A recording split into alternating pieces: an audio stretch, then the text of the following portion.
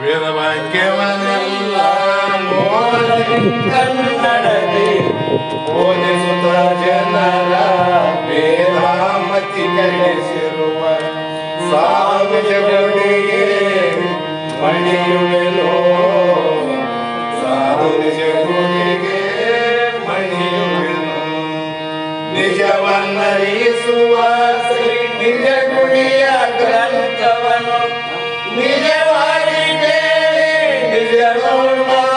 ಮುಳಗಿಸುವ ಸುಜನರಿಗೆ ನಿತ್ಯ ನಂಬಿಸುವೆನೋ ಸುಜನರಿಗೆ ನಿತ್ಯ ನಂಬಿಸುವೆನು ಬದ್ಧ ಜೀವರಿಗೆಲ್ಲ ಅದ್ವೈತ ಬೋಧಾಗಿ ಸುಂದರನಾಗಿ ಕೈದಾಸಿ ನಡೆಸಿದ್ದ ಸಿದ್ಧಾರೂಢರಿಗೆ ನನ್ನನ್ನೇ ಸಿದ್ಧಾರೂಢರಿಗೆ ನನ್ನನ್ನೇ ಬಾಳ ಬಲ ವೇದಾಂತಕ್ಕೆ ಸರಿ ಬಾಳ ಗರ್ಜನೆ ಕೇಳೋ ತನಕ ಬಾಳ ಕೂಗುತ್ತಲಿರುತ್ತವೆ ಶಾಸ್ತ್ರವೆಂಬುವ ನರಿಗಳು ಬಾಳ ಶಕ್ತಿಯ ಶಿವ ಗರ್ಜನೆ ಬಾಳ ಕೇಳಿದ ಬಳಿಕ ಕೂಗವು ಬಾಳ ಕೇಳಲು ಬೇಕು ವೇದಾಂತೆಂಬ ಶಾಸ್ತ್ರವನ್ನು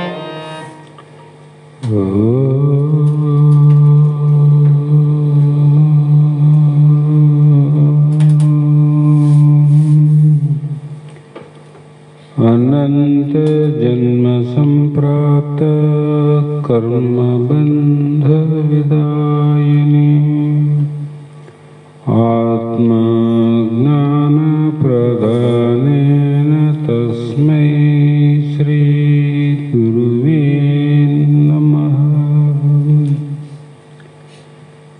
सिद्ध सद्गुरुपादाब्जं जननी जनकस्ततः तत्त्वोपदेशकर्तारं नत्वा भक्तिपुरस्वरम् जगदादि जगद्गुरु अद्वैत सार्वभौम भक्तर मुक्तर कल्पवृक्ष कामधेनु ಸದ್ಗುರು ಸಿದ್ಧಾರೂಢ ಮಹಾಸ್ವಾಮಿಗಳ ಶ್ರೀಪಾದ ಪದ್ಮಗಳಿಗೂ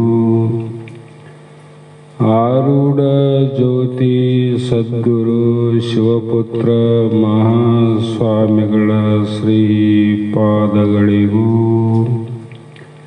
ಶ್ರೋತ್ರಿಯ ಬ್ರಹ್ಮನಿಷ್ಠರು ಬ್ರಹ್ಮಲೀನರಾದ ಸದ್ಗುರು ಬಸವಾನಂದ ಮಹಾಸ್ವಾಮಿಗಳ ಶ್ರೀ ಚರಣಗಳಿಗೂ ಅನಂತ ದೀರ್ಘ ದಂಡ ಪ್ರಣಾಮಗಳನ್ನು ಸಮರ್ಪಿಸುತ್ತ ಸದ್ಗುರು ಸಿದ್ಧಲಿಂಗಪ್ಪ ತಾತ ಕಪಗಲ್ ಇವರನ್ನು ಮನದೋಡು ಧ್ಯಾನಿಸುತ್ತ ತಮ್ಮೆಲ್ಲರಿಗೂ ವಂದಿಸುತ್ತ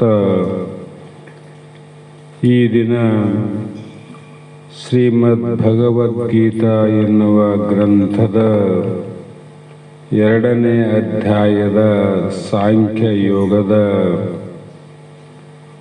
52ನೇ ಶ್ಲೋಕ ಇಂದಿನ ಆಧಾರದ ವಿಷಯವಾಗಿದ್ದು, ಹಿಂದೆ ಅರ್ಜುನನಿಗೆ ಭಗವಂತನಾದ ಶ್ರೀಕೃಷ್ಣನು, ಹೇ ಅರ್ಜುನ,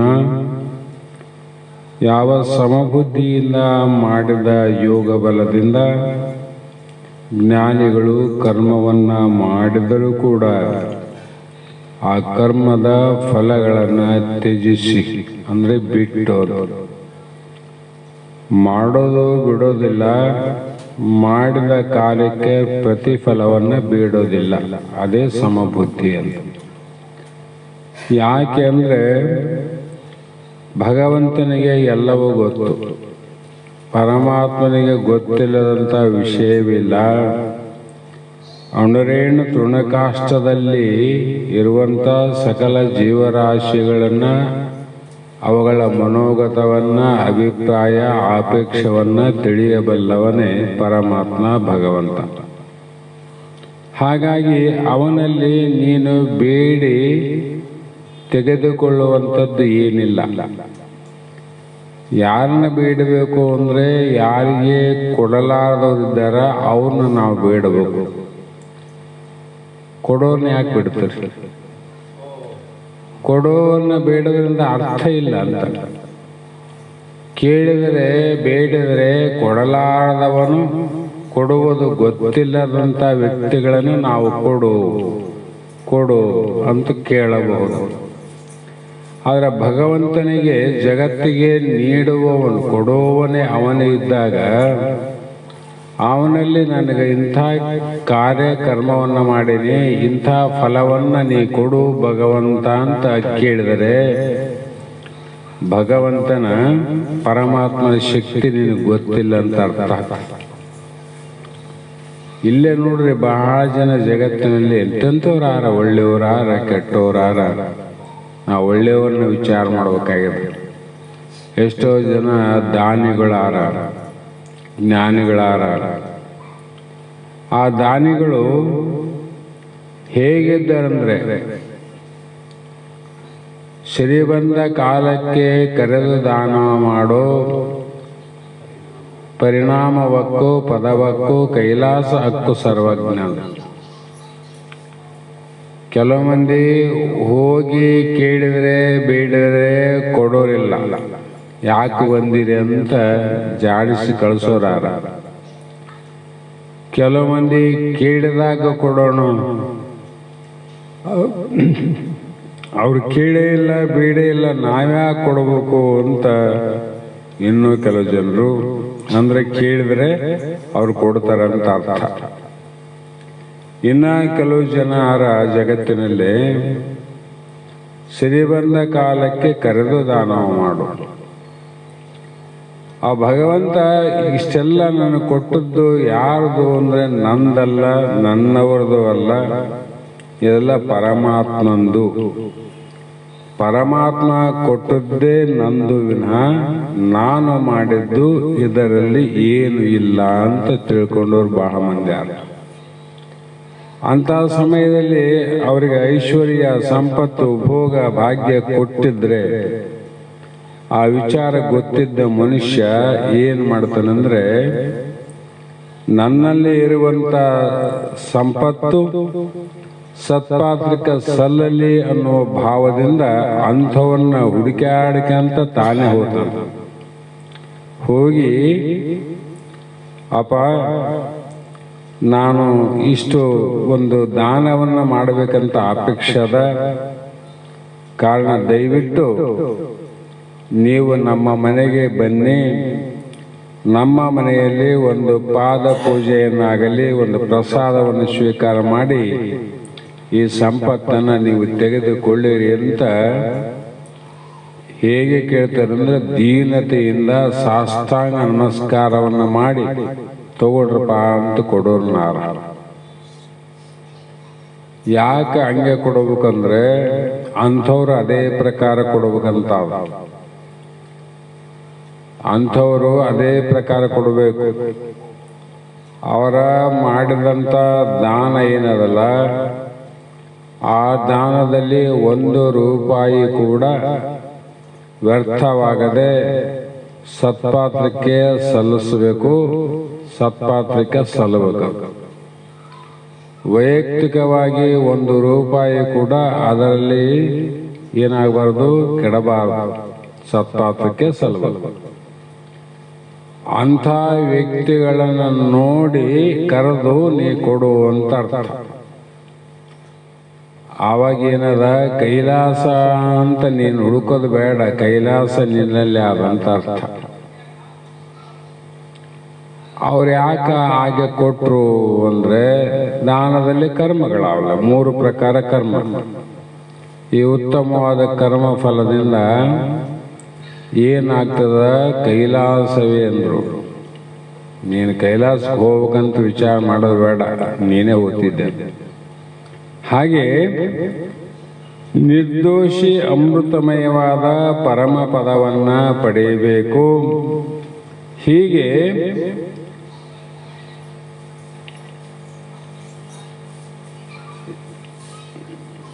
ಐವತ್ತು ಮೂರನೇ ಶ್ಲೋಕದಲ್ಲಿ ಶ್ರುತಿ ವಿಪ್ರತಿಪನ್ನಾ ತೇ ಯದಾ ಸ್ಥಾಸ್ಯತಿ ನಿಶ್ಚಲ ಸಮಾಧೌ ಅಚಲ ಬುದ್ಧಿ ತದಯೋಗಂ ಅವ್ಯಾಪಶ್ಯಸಿ ಅಂತ ಈ ಒಂದು ಶ್ಲೋಕ ಹೇಳ್ತಾರೆ. ಯಾವಾಗ ನಾವು ಅನೇಕ ಪ್ರಕಾರದ ಸಿದ್ಧಾಂತಗಳನ್ನು ಕೇಳಿ ಅದರಲ್ಲಿ ವಿಚಲಿತರಾಗದೆ ಸಮಬುದ್ಧಿಯ ಪರಮಾತ್ಮನ ಸ್ವರೂಪದಲ್ಲಿ ಅಚಲವಾಗಿ ಸ್ಥಿರವಾಗಿ ನೆಲೆಗೊಳ್ಳುವುದು. ನಮ್ಮಲ್ಲಿ ಪರಮಾತ್ಮನಲ್ಲಿ ಸ್ಥಿರ ಬುದ್ಧಿ ಯಾವಾಗ ಆಗ್ತದ? ಸ್ಥಿರ ಅಂದರೆ ಚಂಚಲ ಆಗಲಾರದ ಬುದ್ಧಿ ಅಂತ.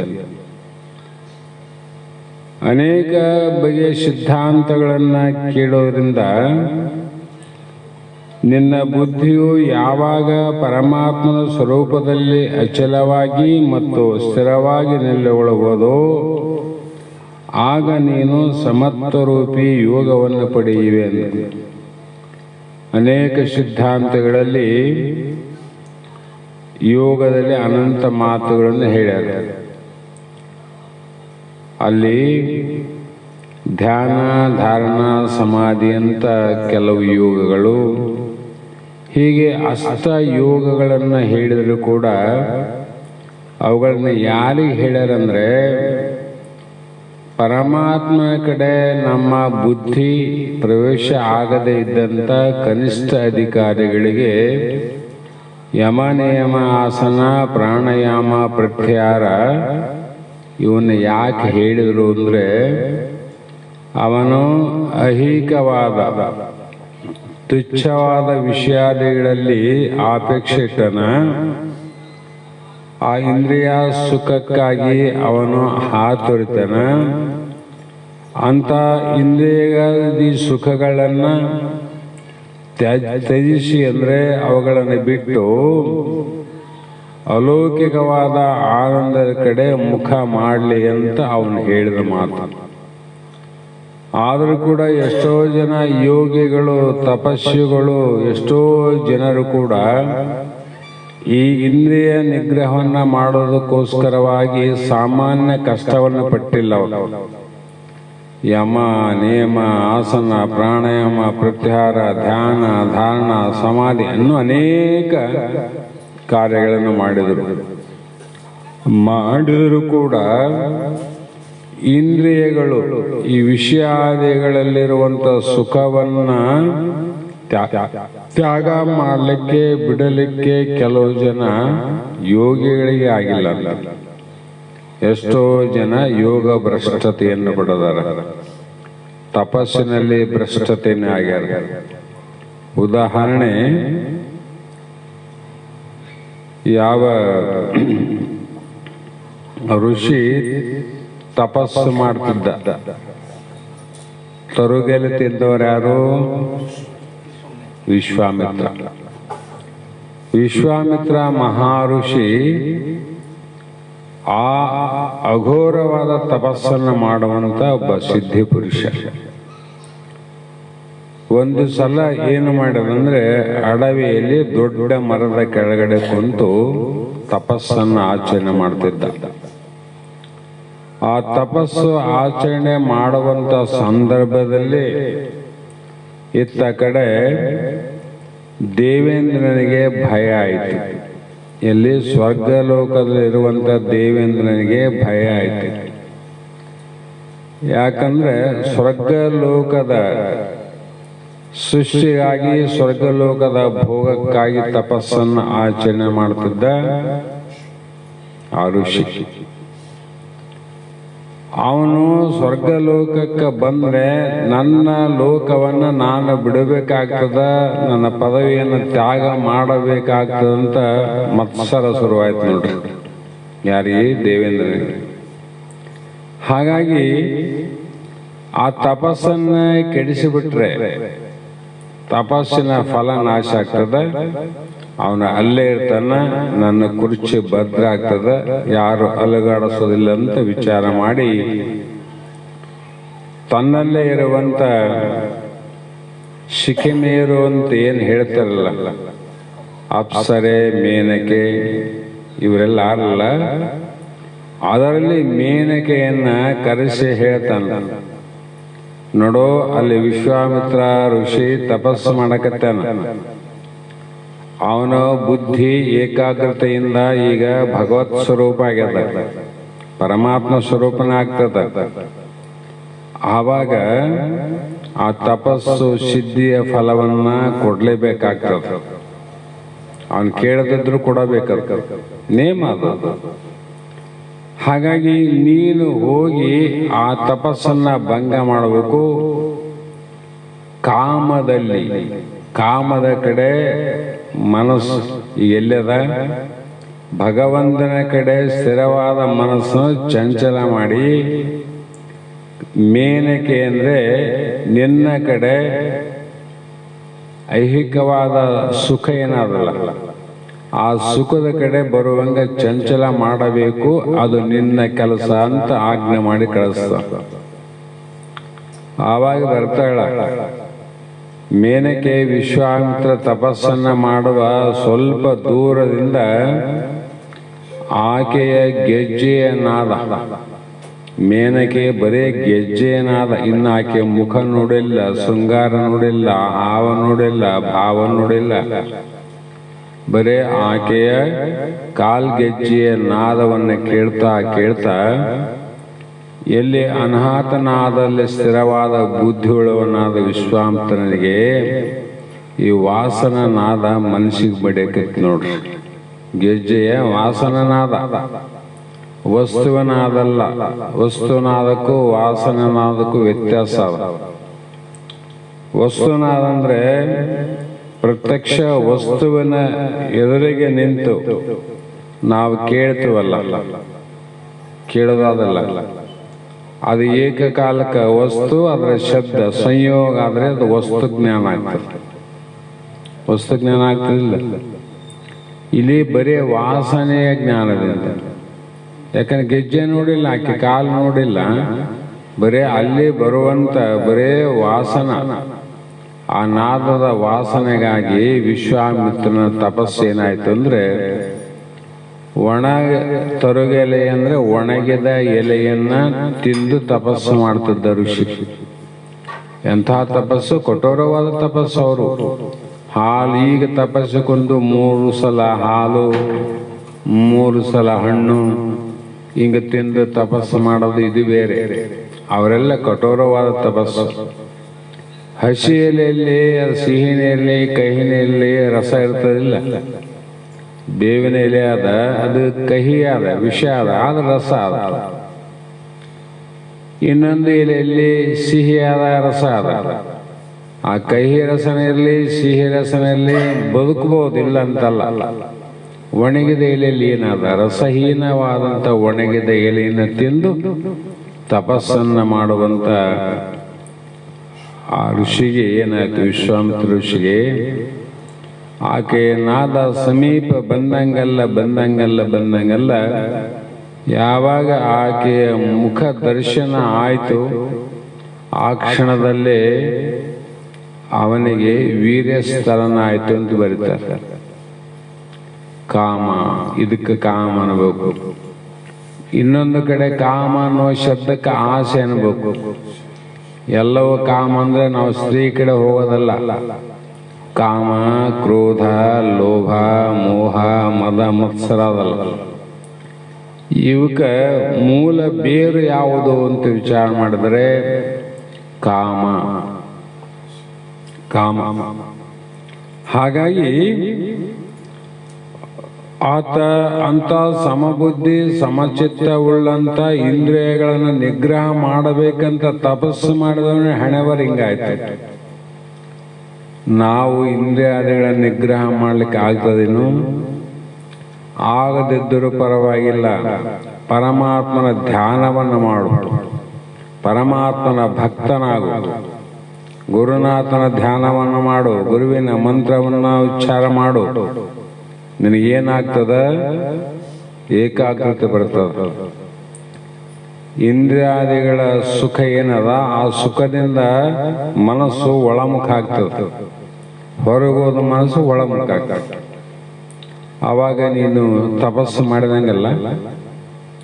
ಹಾಗಾಗಿ ಹೀಗೆ ಪ್ರಜಾಹಾತಿಯದ ಕಾಮಾನ್ ಸರ್ವಾನ್ ಪಾರ್ಥ ಮನೋಗತಾನ್ ಆತ್ಮನಿ ಏವ ಆತ್ಮನ ತುಷ್ಟ ಸ್ಥಿತಪ್ರಜ್ಞ ತದ ಉಚ್ಯತೆ. ಎಲೈ ಅರ್ಜುನ, ಯಾವಾಗ ಮನಸ್ಸಿನಲ್ಲಿರುವ ಸಂಪೂರ್ಣ ಆಸೆ ಆಕಾಂಕ್ಷೆಗಳನ್ನು ಸಂಪೂರ್ಣವಾಗಿ ಜೀವನು ತ್ಯಾಗ ಮಾಡುತ್ತಾನೋ ಆಗ ಆತ್ಮನಲ್ಲಂದ್ರೆ ನಿನ್ನಲ್ಲೇ ಇರುವಂತ ನೀನು ಹುಡುಕಾಡುವ ಆನಂದ, ನೀ ಹುಡುಕಾಡುವ ಸುಖ, ಪ್ರೇಮ, ಪ್ರೀತಿ ಎನ್ನುವಂಥದ್ದು ನಿನ್ನಲ್ಲೇ ತೋರ್ತದ. ನಾವೇನ್ ಮಾಡಿವಿ? ಪ್ರೀತಿ, ಪ್ರೇಮ, ಸಂತೋಷ, ಆನಂದ ಯಾವುದೋ ಒಂದು ವಸ್ತುವಿನಲ್ಲಿ ಆದಂತ ತಿಳ್ಕೊಂಡಿವಿ. ನಿನ್ನೆನೆ ಹೇಳಿನ ದೃಷ್ಟಾಂತ, ನಾಯಿಯ ದೃಷ್ಟಾಂತ ಹೇಳಿನಲ್ಲ. ಹಾಗಾಗಿ ಆ ಸುಖ ಯಾವಾಗ ಮನುಷ್ಯನಲ್ಲಿರುವ ಎಲ್ಲ ಆಸೆ ಆಕಾಂಕ್ಷೆಗಳು ತ್ಯಾಗ ಮಾಡಬೇಕು. ಇದಕ್ಕೆ ಮಹಾತ್ಮರು ದುಃಖಕ್ಕೆ ಕಾರಣ ಏನು ಅಂತ ಕೇಳಿದ್ರೆ, ಅದು ಬರೇ ದುಃಖ ಅಂತೇಳಿಲ್ಲ, ಬಹಳ ಶ್ರೇಷ್ಠವಾದ ದುಃಖಕ್ಕೆ ಕಾರಣವಾದದ್ದು, ಹೆಚ್ಚಿನ ಆನಂದಕ್ಕೆ ಕಾರಣವಾದದ್ದು ಯಾವುದು ಅಂದ್ರೆ ಅದು ಒಂದೇ. ಆಶಾಯ ಪರಮ ದುಃಖಂ ನಿರಾಶಾಯ ಪರಮ ಸುಖಂ. ಎಲ್ಲಿವರೆಗೂ ನಾವು ಆಶೆಯನ್ನು ಮಾಡ್ತಾ ಮಾಡ್ತಾ ಮಾಡ್ತಾ ಹೋಗ್ತೀವಿ, ದುಃಖನೇ ಹೆಚ್ಚಾಗ್ತದೆ ವಿನ ಆನಂದ ಆಗೋದಿಲ್ಲ. ಆನಂದ ಆಗಬೇಕಾಗಿದ್ರೆ ಆಶೆಯನ್ನು ತ್ಯಜಿಸು. ಆಶೆಯನ್ನು ಬಿಡಬೇಕು. ನಾವು ಎಂಥ ಆಸೆ ಬಿಡಬೇಕು ಮತ್ತೆ ವಿಚಾರ ಮಾಡ್ಬೇಕಲ್ಲ. ಶಾಸ್ತ್ರ ಬಹಳ ಸೂಕ್ಷ್ಮ. ಎಂಥ ಆಸೆ ಬಿಡಬೇಕಂದ್ರೆ, ನಾವು ನಮ್ಮ ದುರಾಶೆಯನ್ನು ಬಿಡಬೇಕು ವಿನಃ ಆಶೆಯನ್ನು ಇಡಬೇಕು. ಏನ್ ಬಿಡಬೇಕು? ದುರಾಸೆ. ಬೇರೆಯವರದ ಯಾವುದೇ ವಸ್ತು ಇರಲಿ, ಅನ್ಯರ ವಸ್ತುವಿನ ಮೇಲೆ ನಾವು ಆಶೆಯನ್ನು ಅಪೇಕ್ಷೆಯನ್ನು ಮಾಡಬಾರದು. ನಮಗೆ ಭಗವಂತ ಕೊಟ್ಟಂತ ವಸ್ತುವಿನಲ್ಲಿ ಆಶೆಯನ್ನು ಇಡಬೇಕಾಗಿದೆ. ಅದರ ಮೇಲೆ ಆಸೆ ಇಲ್ಲ ಅಂದ್ರೆ ಸಂಸಾರ ಹೆಂಗ್ ಮಾಡ್ತಾರೆ? ಸಂಸಾರ ಮಾಡಕ್ ಬರ್ತದ? ಹಾಗಾಗಿ ಇಲ್ಲಿ ನೀನು ಸ್ಥಿರ ಬುದ್ಧಿ ಉಳ್ಳನೆಂದು ಹೇಳುತ್ತಾರೆ. ಎಲ್ಲಿ ಸ್ಥಿರ ಬುದ್ಧಿ ಆಗ್ತದ? ಹೋಗು ಪರಮಾತ್ಮನ ಧ್ಯಾನ ಮಾಡು, ಗುರುನಾಥನ ಧ್ಯಾನ ಮಾಡು, ಮಂತ್ರ ಧ್ಯಾನ ಮಾಡು, ಸಂತರ ಧ್ಯಾನ ಮಾಡು, ಸತ್ಸಂಗ ಮಾಡು. ಮನಸ್ಸು ಏಕಾಗ್ರತೆ ಆಗ್ತದಿಲ್ಲ. ಅದೇ ಬಜಾರದಲ್ಲಿ ಒಂದು ತಾಸು ಕುಂತೀವಿ, ಯಾರೋ 4 ಜನ ಮಧ್ಯದಲ್ಲಿ ಒಂದು ತಾಸು ಕಳೆದು ಬಂದ್ರೆ ನೂರಾರು ವಿಷಯಗಳ ಆಸೆ ನಮ್ಗತ್ತದ. ಆತ ತನ್ನ ಅನುಭವವನ್ನು ಆತ ಹೇಳ್ತಾನ, ಲೌಕಿಕರು ಹೇಳ್ತಾರಲ್ಲ. ಇನ್ನೊಬ್ಬತ್ತ ನೀನೇನು ಮಾಡಿದ್ದು, ನಾನಿಷ್ಟು ಮಾಡಿ ನೋಡು ಅಂತಾನ. ಹೇಗೆ ಮಾಡಿದೆ ಅಂದ್ರೆ, ನಾನು ಈ ರೀತಿ ಮಾಡಿದೆ ಅದಕ್ಕೆ ಇಷ್ಟ ಆಯ್ತು ಅಂತಾನ. 3ನೇ ವ್ಯಕ್ತಿ ಅಂತಾನ, ನೀವಿಬ್ಬರು ಎಷ್ಟು ಮಾಡಿರೋ ನಾನು ನಿಮ್ಗಿಂತ ಡಬಲ್ ಮಾಡಿನಂತ. ನಾವು ಹೆಂಗ ಮಾಡಿದೆ ಅಂದ್ರೆ ಅವನು ತನ್ನ ವೃತ್ತ ಅಂತ ಹೇಳ್ತಾನೆ. ಈಗ ಬಹಳಷ್ಟು ಶ್ರೀಮಂತರಾಗಬೇಕು ಆಗ್ಯಾರ ಅಂದ್ರೆ, ವಂಶ ಪರಂಪರೆಯಿಂದ ಶ್ರೀಮಂತಿಗೆ ಬಂದಿತ್ತು ಅಂದ್ರೆ ಅದು ದೈವೇಚ್ಛೆಯಿಂದ, ಅದು ಪರಮಾತ್ಮನ ಈಶ್ವರನ ಕೃಪೆಯಿಂದ. ಹಿಂದೆ ಪುಣ್ಯ ಮಾಡ್ಯಾರ, ಇಂದು ಉಣುತ್ತಾರ ಅವರಷ್ಟೇ. ಅವ್ರು ನೋಡಿ ಹೊಟ್ಟೆ ಕಿಚ್ಚು ಪಡಬಾರ್ದು. ಹಿಂದೆ ಪುಣ್ಯ ಮಾಡ್ಯಾರ, ಇಂದು ಆ ಪುಣ್ಯದ ಫಲವನ್ನೇ ಐಶ್ವರ್ಯ ರೂಪದಲ್ಲಿ ಭೋಗ ಮಾಡ್ತಾರೆ. ಅವ್ರೇನು ಯಾರಿಗೇನು ಅನ್ಯಾಯ ಮಾಡ್ಯಾರ? ಯಾರ್ದು ಕಳ್ತನ ಮಾಡಿಲ್ಲ, ಮೋಸ ಮಾಡಿಲ್ಲ, ಇನ್ನೊಬ್ಬರ ವಸ್ತುವಿನ ಮೇಲೆ ಆಸೆ ಮಾಡಿಲ್ಲ. ಭಗವಂತ ಅವರು ಮಾಡುವ ಕರ್ಮಕ್ಕೆ ಅವ್ರಿಗೆ ಫಲ ಕೊಟ್ಟನಂದ್ರೆ ಹಿಂದಿನ ಜನ್ಮದ ಏನು ಪುಣ್ಯ ಅದ ಆ ಪುಣ್ಯದ ಪ್ರತಿಫಲ ಅಂತ ತಿಳ್ಕೋಬೇಕು ನಾವು. ಮತ್ತು ಬಡತನ ಆದಲ್ಲಿ ಅವರಿಗೆ ಅಂದರೆ ಅದತ್ತ ದೋಷವನ್ನು ದರಿದ್ರೋ ಭವತಿ ಅಂತ ಶ್ರುತಿ. ಬಡವನಾಗಿ ಯಾಕೆ ಹುಟ್ಟಿನ ಜಗತ್ತಿನಲ್ಲಿ ಇವತ್ತಂದ್ರೆ ಹಿಂದಿನ ಜನ್ಮದಲ್ಲಿ ಕೊಟ್ಟರೆ ಕೆಟ್ಟು ಹೋಗುತ್ತದೆ ಅಂತ ಬಚ್ಚಿಟ್ಟನಲ್ಲ. ಅವನು ಯಾಕೆ ಬಚ್ಚಿಡ್ತಾನಂದ್ರೆ ಕೊಟ್ರೆ ಕೆಟ್ಟ ಹೋತಂತ ಬಚ್ಚಿಡ್ತಾನ. ಅದು ಅಜ್ಞಾನ ಕೆಲಸ. ಕೊಟ್ರೆ ಹೆಂಗ್ ಕೆಟ್ಟ ಹೋಗ್ತದೆ? ಮನೆಯಲ್ಲಿ ಹೆಣ್ಮಕ್ಳು ಅಡಿಗೆ ಮಾಡ್ತಾರ. ಮಾಡುವಾಗ ಒಂದು 3 ಜನಕ್ಕೆ ಹಾಗೆ ಒಬ್ಬರಿಗೆ ಹೆಚ್ಚಾಗಷ್ಟು ಉಳಿದ್ರೆ ಯಾರನ್ನ ಭಿಕ್ಷಾಂದೇಹಿ ಅಂತ ಬಂದ್ರೆ ಹಸಿದವರಿಗೆ ಅದನ್ನು ಕೊಟ್ರೆ ಕೆಟ್ಟೋಗ್ತದೆ. ಯಾವಾಗ ಕೆಡ್ತದ? ಬಚ್ಚಿಟ್ಟಿಲ್ಲ, ಬೆಳಕರೆಟಿಗೆ ಅದೇನಾಗ್ತದ? ಅಳಿಸಿ ಹೋಗ್ತದೆ. ಕೊಟ್ರ ಅಳಿಸಿ ಹೋಯ್ತು, ಇಟ್ರ ಅಳಿಸಿ ಹೋಯ್ತು. ಇದು ತಿಳ್ಕೊಂಡದ ಇಟ್ರೆ ಅಳಸಂಗಿಲ್ಲ, ಕೊಟ್ರೆ ಅಳಸ್ತದಂತ ಇದು ಅಜ್ಞಾನ ತಿಳ್ಕೊಂಡದ. ಒಂದು ಹಣ್ಣು ತಗೊಳ್ರಿ, ಅದು ಬಹಳ ಪಕ್ವಾಗ್ಯದ. ಅದನ್ನ ನೀರು ತಿಂದು ಇನ್ನೊಬ್ರಿಗೆ ಕೊಟ್ರೆ ಅದು ಉಪಯೋಗ ಆಗ್ತಿತ್ತಿಲ್ಲ. ಹಣ್ಣು ಚಲೋ ಅದು ಹೆಂಗ್ ಕೊಡಮಂತ ಹಂಗೆ ಇಟ್ರೆ ಬೆಳಕರೆಟಿ ಕೆಟ್ಟ. ಇದರಂತೆ ಎಲ್ಲ ತಿಳ್ಕೋಬೇಕು. ಅವನೇನ್ ತಿಳ್ಕೊಂಡ? ಇಟ್ಟರೆ ಅದು ಬಹಳ ಒಳ್ಳೆಯದಾದ, ಕೊಟ್ರೆ ಕಡಿಮೆ ಆಗ್ತದಂತ ಅವನ ಅದತ್ತ ದೋಷವನ್ನು ದರಿದ್ರ ಹೋಗ್ತಿ. ಯಾರಿಗೂ ₹1 ಕೊಡ್ಲಿಲ್ಲ, ಇಷ್ಟು ಅನ್ನ ಕೊಡ್ಲಿಲ್ಲ, ನೀರು ಕೊಡ್ಲಿಲ್ಲ. ಕೊಟ್ಟದ್ದು ತನಗೆ, ಬಚ್ಚಿಟ್ಟದ್ದು ಪರರಿಗೆ. ಕೊಟ್ಟಿದ್ರೆ ಅದು ಕನ್ವರ್ಟ್ ಆಗ್ತಿತ್ತು ಮುಂದಿನ ಜನ್ಮಕ್ಕ. ಕೊಟ್ಟ ತುತ್ತು ಅನ್ನ ಏನದಲ್ಲ, ಅನ್ನದ ಪ್ರತಿಫಲ ಮುಂದಿನ ಜನ್ಮಕ್ಕೆ ಸಿಗುತ್ತಿತ್ತು ನಿನಗೆ. ಹಂಗೆ ಇಟ್ಟು ನೀನು ತಿನ್ಲಿಲ್ಲ, ಸತ್ತು ಹೋದಿ, ಕೆಟ್ಟೋಯ್ತಿಲ್ಲ. ಲಾಭ ಆಯ್ತನದು? ಲಾಭ ಆಗೋದಿಲ್ಲ. ಆ ಕಾರಣದಿಂದ ಇಲ್ಲಿ ಮಹಾತ್ಮರು ದುಃಖೇಶು ಅನುದುಗ್ಗಮನ ಸುಖೇಶು ವಿಗತ್ಸ್ಪೃಹ ವೀತರಾಗ ಭಯಕ್ರೋಧ ಮುನಿ ಸ್ಥಿತ ಧಿ ಉಚ್ಯತೆ. ಯಾವಾಗ ದುಃಖ ಉಂಟಾದಾಗ ಉದ್ಯೋಗಗೊಳ್ಳದೆ ಮನಸ್ಸಿನವ ಮತ್ತು ಸುಖ ಉಂಟಾದಾಗ ಅಭಿಲಾಷ ಇಲ್ಲದವ ವಿದಿತರಾಗ ಅಂದ್ರೆ ಆಸಕ್ತಿ, ಭಯ ಮತ್ತು ಕ್ರೋಧಗಳು ಇಲ್ಲದವ. ಅವನಲ್ಲಿ ಏನಿರ್ತದ? ಕಾಮನೆ ಇಲ್ಲಂದ್ಮೇಲೆ, ಕಾಮ ಇಲ್ಲಂದ್ಮೇಲೆ ಮುಂದಿಂದ ಕ್ರೋಧ ಇಲ್ಲ, ಲೋಭ ಇಲ್ಲ, ಮೋಹ ಇಲ್ಲ, ಮದ ಇಲ್ಲ, ಮತ್ಸರ ಇಲ್ಲ. ಈ ಮತ್ಸರ ಹೋಗ್ಬೇಕು ನಮಗ ಅಂತ ಅದನ್ನ ಕಳ್ಕೊಳ್ಳೋಕೆ ಬಹಳ ಪ್ರಯತ್ನ ಮಾಡ್ತೀವಿ. ಕ್ರೋಧ ಹೋಗ್ಬೇಕಪ್ಪ, ಬಹಳ ಸಿಟ್ಟು ಇರಬಾರದು ಅಂತ ಅದನ್ನ ಕಳ್ಕೋ ಪ್ರಯತ್ನ ಮಾಡಂತೀವಿ. ಇಷ್ಟು ಲೋಭ ಇರಬಾರ್ದಪ್ಪ, ಆ ಲೋಭವನ್ನು ಕಳ್ಕೋ ಅಂತ ಪ್ರಯತ್ನ ಮಾಡ್ತೀವಿ. ಮೋಹವನ್ನು ಕಳ್ಕೋ, ಇಷ್ಟು ಮೋಹ ಇರಬಾರದು ಅಂತ ಹೇಳ್ತೀವಿ. ಇವು ಒಂದೊಂದು ಕಳೆದುಕೊಳ್ಳಲಿಕ್ಕೆ ಒಂದೊಂದು ಜನ್ಮ ಆದರೂ ಸಾಧ್ಯ ಇಲ್ಲ. ಅನಿಮಿತ್ತ ಕಾಮಾದಿಗಳಿಗೆ ಅನೇಕ ತನವನಿತ್ತೆ ಭೋಗವಂಗಳಿಗೆಂದು ನಿಜಗೊಂಡು ಪಡೆವೆ ನೀನಿಂದಿಗೆ ಪರಮುಕ್ತಿ ಸುಖವನ್ನು ಕೆಡವ ಕಾಯದ ಮೋಹವನ್ನು ಮಾಣೆ ಮನುಜ. ಅಂದ್ರೇನು? ತನು ಅಂದ್ರೆ ಕಾಮಕ್ಕಾಗಿ, ಕ್ರೋಧಕ್ಕಾಗಿ, ಲೋಭಕ್ಕಾಗಿ, ಮೋಹ ಮದ ಮತ್ಸರಕ್ಕಾಗಿ ಎಷ್ಟೋ ದೇಹಗಳನ್ನ ಕೊಟ್ಟಿವಿ ನಾವು. ಅದಕ್ಕಾಗಿ ಸುಟ್ಟು ಹೋಗ್ಯಾವ. ನೀನೇನು ಗಳಿಕೆ ಮಾಡಿದ್ದಲ್ಲಿ? ಇವೆಲ್ಲಕ್ಕ ಮೂಲ ಕಾರಣ ಯಾವುದಂದ್ರೆ ಕಾಮ. ಬೀಜ ಏನದ? ಅದು ಬೀಜ. ಒಂದೊಂದು ಟೊಂಗೆಯನ್ನ ಕಡಿಯೋದಕ್ಕಿಂತ ಮೂಲ ಕಾಂಡವನ್ನು ಕಿತ್ತಿ ಹಾಕ್ಬೇಕು. ಬೇರೆ ಕಿತ್ತಿ ಹಾಕ್ಬಿಟ್ರೆ ಮುಂದೆ ಏನು ಬೆಳೆಯಂಗಿಲ್ಲ. ಅದಕ್ಕೆ ಕ್ರೋಧಾದಿಗಳಿಗೆ ಮೂಲ ಬೇರು ಯಾವುದಂದ್ರೆ ಕಾಮ ಅಂತ. ಇದನ್ನ ಒಂದು ನಾಶ ಮಾಡಿದ್ರೆ ಸಾಕು, ಎಲ್ಲವೂ ತನ್ನಷ್ಟಕ್ಕೆ ತಾನೇ ನಾಶ ಆಗ್ತಾವ. ಒಂದೊಂದು ಕಳ್ಕೊಳ್ಳೋಕೆ ಪ್ರಯತ್ನ ಮಾಡಬಾರ್ದು. ಪಡ್ಕೊಳ್ಳೋಕ್ಕಾದ್ರೂ ಅಷ್ಟೇ.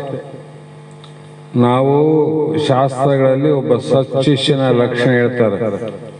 ವಿವೇಕ, ವೈರಾಗ್ಯ, ಶಮ, ದಮ, ತಿತಿಕ್ಷೆ, ಶ್ರದ್ಧಾ, ಸಮಾಧಾನ, ಭಕ್ತಿ ಎಷ್ಟು ಇರಬೇಕು ಅವನು ಶಿಷ್ಯ. ಹೌದಲ್ಲ? ಇವನ್ನ ಮನಸ್ಸಿಗೆ ಇಂದ್ರಿಯಾದಿಗಳ ನಿಗ್ರಹ ಆಗಬೇಕು ಅಂದ್ರೆ ಎಷ್ಟೋ ಜನ್ಮಗಳು ಬೇಕು. ನೀನು ಅಂತ ತಪಸ್ಸು ಮಾಡಿದವರ ಕತೆ ಹಿಂಗಾಗ್ಯದ. ನೀನ್ಯಾರು? ನಿನಗೆಷ್ಟು ಜನ್ಮ ಬೇಕು ವಿಚಾರ ಮಾಡು. ಆಮೇಲೆ ಇಂದ್ರಿಯ ನಿಗ್ರಹ ಮಾಡಿದ್ಮೇಲೆ ಮನೋ ನಿಗ್ರಹ ಆಗಬೇಕಲ್ಲ. ಮನಸ್ಸು ನಮ್ಮ ಅಂಕುಶದಲ್ಲಿರ್ಬೇಕಂತ, ನಮ್ಮ ಹಿಡಿತದಲ್ಲಿ ಮನಸ್ಸು ಇರಬೇಕು. ಯಾವಾಗ ನಮ್ಮ ಹಿಡಿತ ತಪ್ತದ ಆ ಮನಸ್ಸು ಹೊರಗೆ ಹೋಗ್ತದ ನೋಡ್ರಿ. ಕುದುರೆ ಮೇಲೆ ಕುಂತಾನವು ಮನುಷ್ಯ, ಹೊರಟಾನ, ಲಗಾಮ್ ಹಿಡ್ದಾನ. ಅಷ್ಟರೊಳಗೆ ದಾರಿಯ ಮಧ್ಯದಲ್ಲಿ ಬೀಜ ಹೊಡೆದವರು ಜೋಪಡಿ ಹಾಕಿದ್ರು. ಕೆಲವು ಧಾನ್ಯಗಳನ್ನ ಬಿಸಿಲಿಗೆ ಒಣಸಬೇಕಂತ ಅಲ್ಲಿ ಹಾಕಿದ್ರು. ಕುದುರೆ ಅದನ್ನು ನೋಡಿತು, ಸೀದಾ ತನ್ನ ದಾರಿಯನ್ನು ಬಿಡಿತು. ದಾರಿ ಬಿಡಿತು, ಕೆಳಗೆ ಹಿಡಿತು, ಹೋಗಿ ಅದಕ್ಕೆ ಬಾಯಿ ಹಾಕಿ ನೋಡ್ರಿ. ಆ ಕುದುರೆ ಮೇಲೆ, ಕುದುರೆ ಒಂದೇ ಹೋಗಿಲ್ಲ, ಕುದುರೆ ಮೇಲೆ ಸವಾರ ಕುಂತಾನ. ಆದ್ರೂ ಕುದುರೆ ಆ ಕಡೆ ಹೋಯ್ತು, ತನ್ನ ದಾರಿ ಬಿಡಿತು, ಅನ್ಯ ದಾರಿ ಹಿಡಿತು. ತಪ್ಪ ಯಾರದು? ಸವಾರಂದೇ ತಪ್ಪ.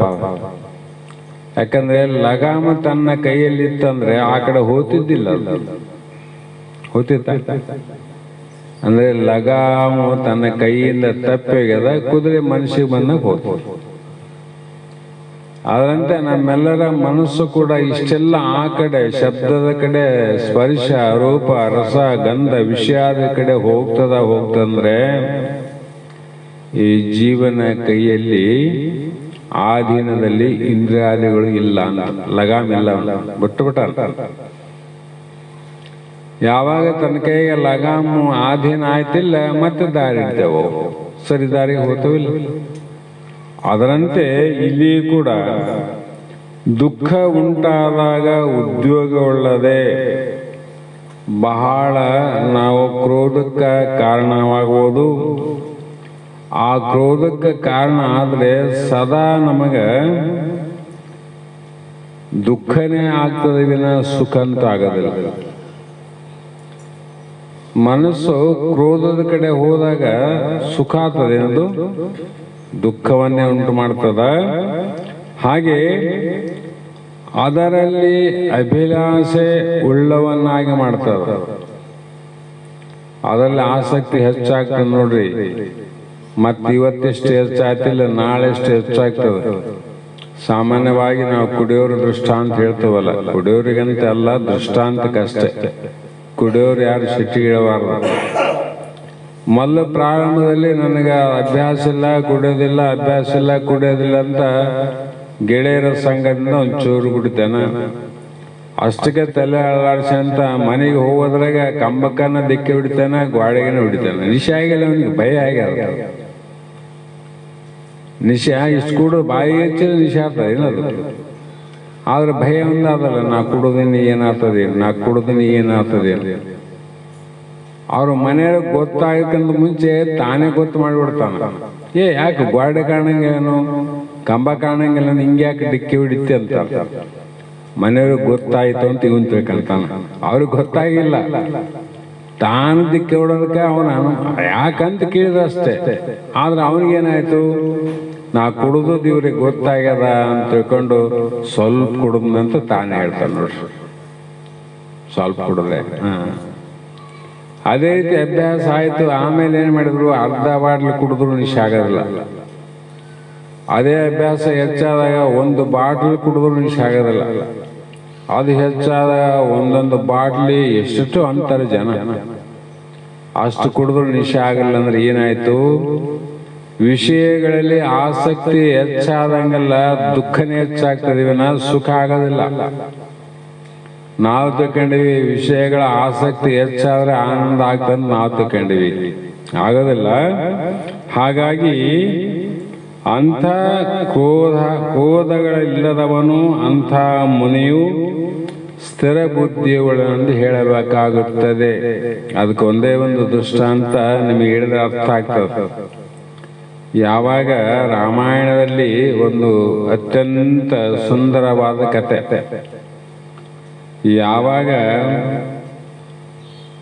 ಯಾವ ಶ್ರೀರಾಮ, ಸೀತಾಮಾತೆ ಮತ್ತು ತಮ್ಮನಾದ ರಾಮನ ತಮ್ಮ ಯಾರು, ಲಕ್ಷ್ಮಣ ಸಹಿತವಾಗಿ ಕಾಡಲ್ಲಿ ವಾಸ ಮಾಡ್ತಿದ್ರು. ಅಂತ ಅದು ಯಾಕೆ ಕಾಡಿಗೆ ಹೋದ್ರು ಅದು ಬಿಡೋಣ, ಕತೆ ಬಹಳ ಅದ, ರಾಮಾಯಣ ಆಗ್ತದ. ಎಷ್ಟೋ ದಿನ ಇರುವಂತ ಸಂದರ್ಭದಲ್ಲಿ ಯಾವ ರಾವಣ ಅನ್ನುವವನು ಹಿಂದೆ ಸೋತಿದ್ದ, ಅಪಮಾನಕ್ಕೆ ಒಳಗಾಗಿದ್ದ, ಅವತ್ತೇ ಪ್ರತಿಜ್ಞೆ ಮಾಡಿದ್ದ, ಶಕ್ತಿಯಿಂದ ನಿನ್ನನ್ನು ಗೆಲ್ಲೋದು ಆಗದಿದ್ದರೂ ಪರವಾಗಿಲ್ಲ, ಯುಕ್ತಿಯಿಂದ ಒಂದಿಲ್ಲ ಒಂದು ದಿನ ನಿನ್ನ ಗೆಲ್ಲುತ್ತೇನೆ ಅಂತ ಪ್ರಮಾಣ ಮಾಡ್ತಾರೆ. ಯಾವಾಗ ಜನಕ ಮಹಾರಾಜ ಸ್ವಯಂವರ ಏರ್ಪಟ್ಟಾಗ ಬಿಲ್ಲು ಎದ್ದ ಮೇಲೆ ಹಾಕೊಂಡು ಬೀಳ್ತಂತೆ. ರಾಜರ ಮಧ್ಯದಲ್ಲಿ ಅಪಹಾಸ್ಯ ಆಗ್ತದೆ. ಅವಾಗ ಬಹಳ ಕ್ರೋಧ ಆಗ್ತದೆ. ಅವನು ಆ ಸಮಯದಲ್ಲಿ ಪ್ರತಿಜ್ಞೆ ಮಾಡ್ತಾನ, ಶಕ್ತಿಯಿಂದ ಗೆಲ್ಲಲ್ಲ, ಧನುಸ್ಸು ಗೆಲ್ಲಬೇಕಾದ್ರೆ ಶಕ್ತಿ ಬೇಕಲ್ಲ, ಯುಕ್ತಿಯಿಂದ ಗೆಲ್ತೇನೆ ಅಂತ ಅವನು ಪ್ರತಿಜ್ಞೆ ಮಾಡಿದ್ದ. ಈ ಕಾಡಿನಲ್ಲಿರುವಂತಹ ಸಂದರ್ಭದಲ್ಲಿ ಏನ್ ಮಾಡಿದ, ಮಾಯಾ ಒಂದು ಚಿಗರೆಯ ಇದರಿಂದ ಮೋಹಿತಳಾಗಿ ಮಾಡಿ ಆ ಕಡೆ ರಾಮ ಆ ಚಿಗರೆಯ ಬೆನ್ನಟ್ಟಿದಾಗ ಲಕ್ಷ್ಮಣ ಕೂಡ ಅಣ್ಣನ ರಕ್ಷಣೆಗಾಗಿ ಹೋದಾಗ ಯಾವ 3 ಗೆರೆಯನ್ನು ಹಾಕಿ ಹೋಗಿರ್ತಾನೆ, ಇವನ್ನ ಲಕ್ಷ್ಮಣ ಗೆರೆ ಅಂತಾವು. ಅತ್ತೆಗೆ ಎಂತಹ ಪ್ರಸಂಗ ಬಂದರೂ ಕೂಡ ಈ ಗೆರೆಯನ್ನು ದಾಟಿ ನೀವು ಹೋಗಬಾರದು, ಗೆರೆಯ ಒಳಗಡೆ ಇರ್ಬೇಕಂತ ಹೇಳಿ ಹೋಗ್ತಾನೆ. ಆದರೆ ಯಾವ ರಾವಣ ಏನು ಮಾಡಿದ ಅಂದ್ರೆ, ಸನ್ಯಾಸಿ ರೂಪವನ್ನು ಧರಿಸಿ ಭಿಕ್ಷಾಂದಿ ಅಂತ ಬಂದ ನೋಡ್ರಿ. ಆವಾಗ ಗೃಹಸ್ಥಾಶ್ರಮ ಧರ್ಮ ಅದನ್ನ ಬಹಳ ಧರ್ಮ ಬಿಟ್ಟಿಲ್ಲ, ಅವ್ರು ಕಷ್ಟ ಬಂದ್ರು ಬರಲ್ಲ, ಧರ್ಮ ಬಿಡಬಾರ್ದಂತ. ಅಲ್ಲಿ ಮಹಾಭಾರತದಾಗ ಧರ್ಮ ಬಿಡಲಿಲ್ಲ. ದುರ್ವಾಸ ಮನೆಗೆ 60,000 ಮಂದಿಗೆ ಊಟಕ್ಕೆ ಕೊಟ್ರು. ಅವರು ಕೊಡ್ತೀವಿ ಅಂದ್ರೆ ಇಲ್ಲ. ಇಂಥ ಕಾಲದಲ್ಲಿ ಕೂಡ ಭಿಕ್ಷಾಂದಿ ಎಂದಾಗ ಗೃಹಸ್ಥಾಶ್ರಮ ಧರ್ಮ ಅದ, ನೀಡ್ಲಿಕ್ಕೆ ಹೋದ್ಲು. ರಾವಣ ಹಿಡಿದ ಗೆರೆ, ನಾವ್ ಹೇಳ್ತೀವಲ್ಲ ವಸ್ತು ದಾಟಿ ನೀಡಮ್ಮ ಅಂತ ಹೇಳ್ತಾರಲ್ಲ. ಈಗ ಭಿಕ್ಷುಕರು ಬಂದಾಗ ವಸ್ತ್ರ ಒಳಗೆ ನೀಡಕ್ ಹೋದ್ರೆ ಕೆಲವು ಮಂದಿ ನೀಡ್ಸಂಗಿಲ್ಲ, ಅಮ್ಮ ಹೊರಗೆ ಬಂದು ನೀಡ್ತಾಯಿ ಅಂತ. ಆವಾಗ ಅನಿವಾರ್ಯ ಧರ್ಮಕ್ಕೆ ಅನುಗುಣವಾಗಿ ಸನ್ಯಾಸಿ ಬಂದನ, ಪಾಪ ಇವನು ಯಾರಂತೇಳಿ ಹೊರಗೆ ಹೋದ್ಲು. ರಾವಣ ಆಕೆಯನ್ನು ಕದ್ದು ಪರಾರಿಯಾದ. ವೈದ್ಯ ಎಲ್ಲಿಟ್ಟ, ಅಶೋಕವನದಲ್ಲಿಟ್ಟ. ಅಶೋಕವನದಲ್ಲಿಟ್ಟು ಆಕೆಯಲ್ಲಿ ಆಸಕ್ತನಾಗಿ ಆಕೆಯನ್ನು ಕೂಡಬೇಕು ಅನ್ನುವ ಅಭಿಪ್ರಾಯದಿಂದ ಬಹಳ ಪ್ರಯತ್ನವನ್ನು ಮಾಡುವ. ಎಷ್ಟೇ ಪ್ರಯತ್ನ ಮಾಡಿದ್ರು ಕೂಡ ಆ ಸೀತೆ ಅಶೋಕವನದಲ್ಲಿ ಹಿಡಿದು ರಾಮನನ್ನ ಬಿಟ್ಟು ಇನ್ನೊಬ್ಬರನ್ನ ಸ್ಪರ್ಶ ಮಾಡುವುದಿಲ್ಲ ಅಂತ ಪ್ರತಿಜ್ಞೆ ಮಾಡಿ ನನ್ನಲಕ್ಕೆ. ನೀನು ಬೇಕಾದ ಮಾಡು, ಆದರೆ ರಾಮನನ್ನ ಬಿಟ್ಟು ಈ ದೇಹ ಇನ್ನೊಬ್ಬ ಪುರುಷನ ಸ್ಪರ್ಶ ಕೂಡ ಮಾಡಂಗಿಲ್ಲ ಅಂದಾಗ ಅನಿವಾರ್ಯವಾಗಿ ನಾನಾ ರೀತಿಯ ಚಮತ್ಕಾರ, ಉಪಾಯ, ಮೋಸ ಎಲ್ಲ ರೀತಿಯ ಪ್ರಯೋಗ ಮಾಡ್ತಾನ. ಆಗದೆ ಇದ್ದಾಗ ಇತ್ತ ಕಡೆ ಏನಾಗ್ತದಂದ್ರೆ, ಯಾವ ರಾವಣ ಬಹಳ ಚಿಂತಾಮಗ್ನಾಗಿ ಅದೇ ಕಾಮದ ವಾಸನೆಯಿಂದ ಕ್ರೋಧಕ್ಕೆ ಒಳಗಾಗಿ ಆತ ನಿಶಕ್ತನಾಗ್ತಾನ, ಬಹಳ ಸೋತಂಗಾಗ್ತದ, ಬಲಹೀನನಾಗ್ತಾನ. ಆವಾಗ ಅಂತ ಸಂದರ್ಭದಲ್ಲೇ ಆತನ ತಮ್ಮ ಯಾರು, ಕುಂಭಕರ್ಣ, 6 ತಿಂಗಳ ನಿದ್ದೆ 6 ತಿಂಗಳ ಎಚ್ಚರ. ಕುಂಭಕರ್ಣನ ಈ ಕಾಮ ಅನ್ನುವಂಥದ್ದು ಕ್ರೋಧಕ್ಕೆ ಒಳಗಾದಾಗ ಯಾರನ್ನು ನೋಡಂಗಿಲ್ಲ, ಯಾರನ್ನಾದ್ರೂ ಗದ್ದಲಕ್ಕೆ ಹಾಕಿಬಿಡ್ತದೆ. ಇವನು ನಿದ್ರಾವಸ್ಥೆ ಇಲ್ಲ, 6 ತಿಂಗಳ ನಿದ್ದೆ ಆದ, ಇನ್ನು ಮೂದಿಲ್ಲ, ಎಬ್ಸೋದು ಬೇಡ ಅಂತ ಅನಿಸ್ಲಿಲ್ಲ ರಾವಣ. ಎಬ್ಬಿಸಿದ ನೋಡ್ರಿ. ಎಬ್ಬಿಸಿದ ಅವನಿಗೆ ಕೂಡ ಆಶ್ಚರ್ಯ ಆಯ್ತು. ಅಣ್ಣ ಯಾಕೆ ಎಬ್ಬಿಸಿದೆ ಅಂದ. ಇಲ್ಲ, ಅತಿ ಗಹನವಾದ ವಿಷಯ ಅದ, ಚರ್ಚೆ ಮಾಡಬೇಕಾಗ್ಯದ, ನಿನ್ನ ಸಹಾಯ ಬೇಕಾಗ್ಯದ, ಎದ್ದೇಳಂದ. ಅವಾಗ ಎದ್ಮೇಲೆ ಏನು ಅಣ್ಣ ಅಂತ ಸಮಸ್ಯೆ ಅಂದ.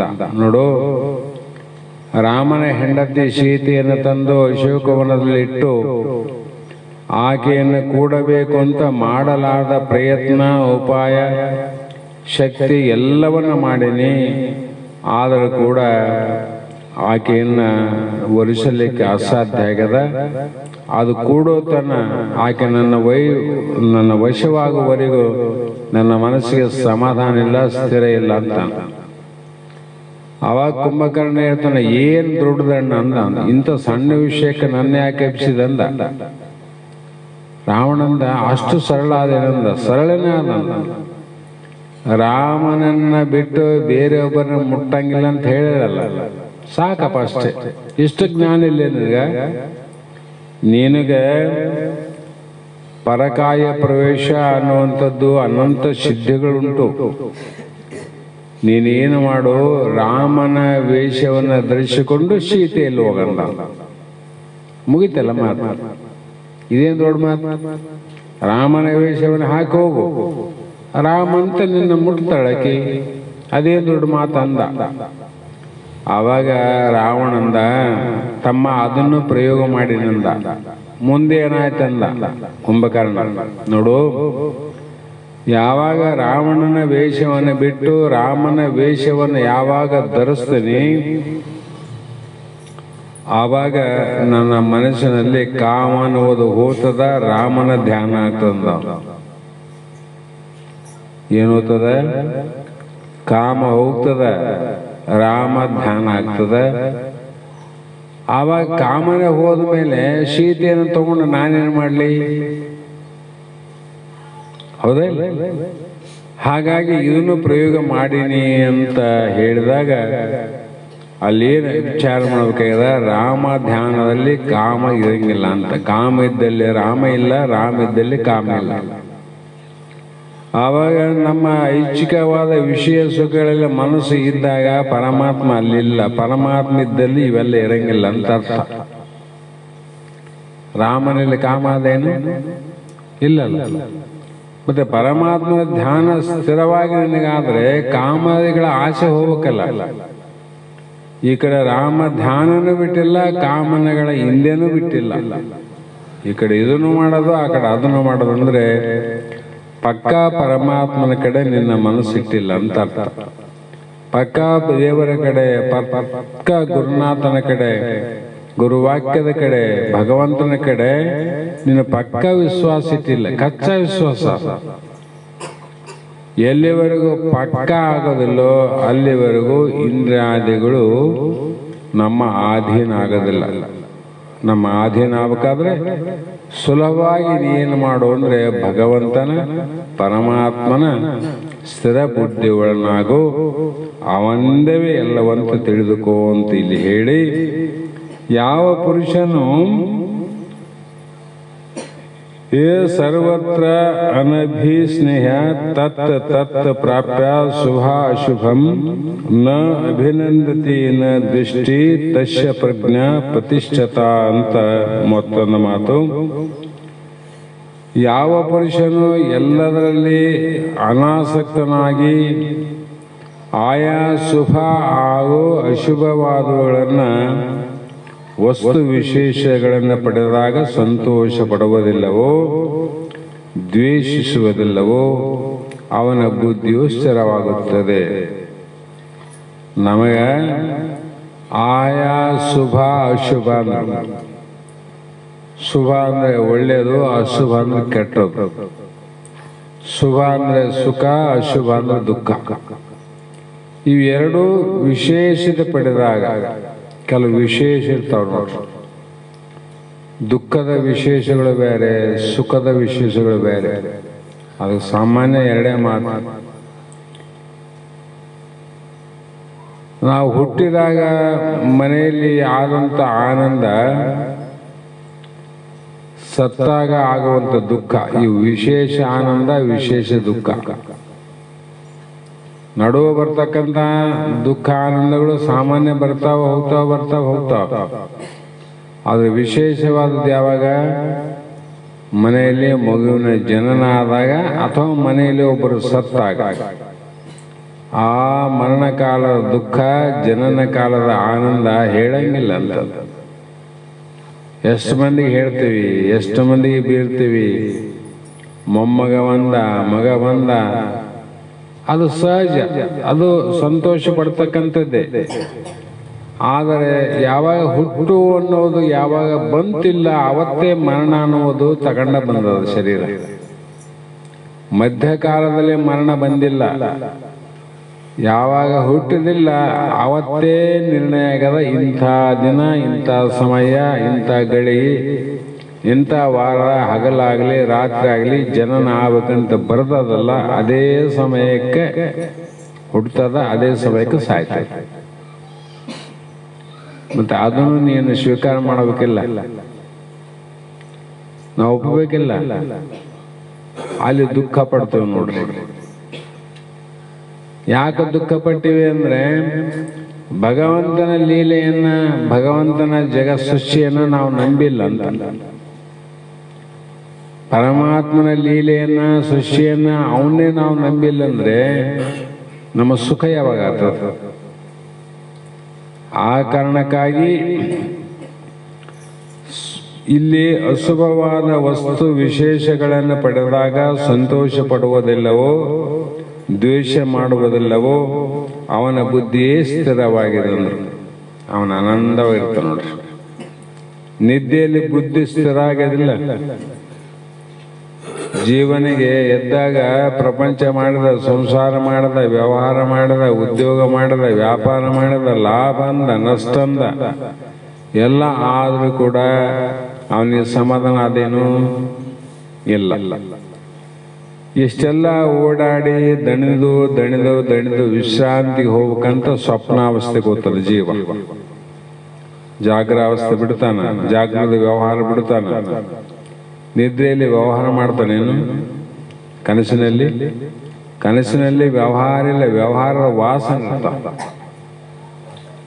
ಜೀವಾತ್ಮ ಅಲ್ಲಿ ಏನ್ ಮಾಡಿದ? ವ್ಯವಹಾರ ವಾಸನೆಯಿಂದ ವ್ಯವಹಾರ ಮಾಡಕತ್ತಾನೆ. ಇಲ್ಲಿ ಜಾಗೃತದಲ್ಲಿ ವಸ್ತುವಿನಿಂದ ವ್ಯವಹಾರ ಮಾಡೋದು ಜೀವನ.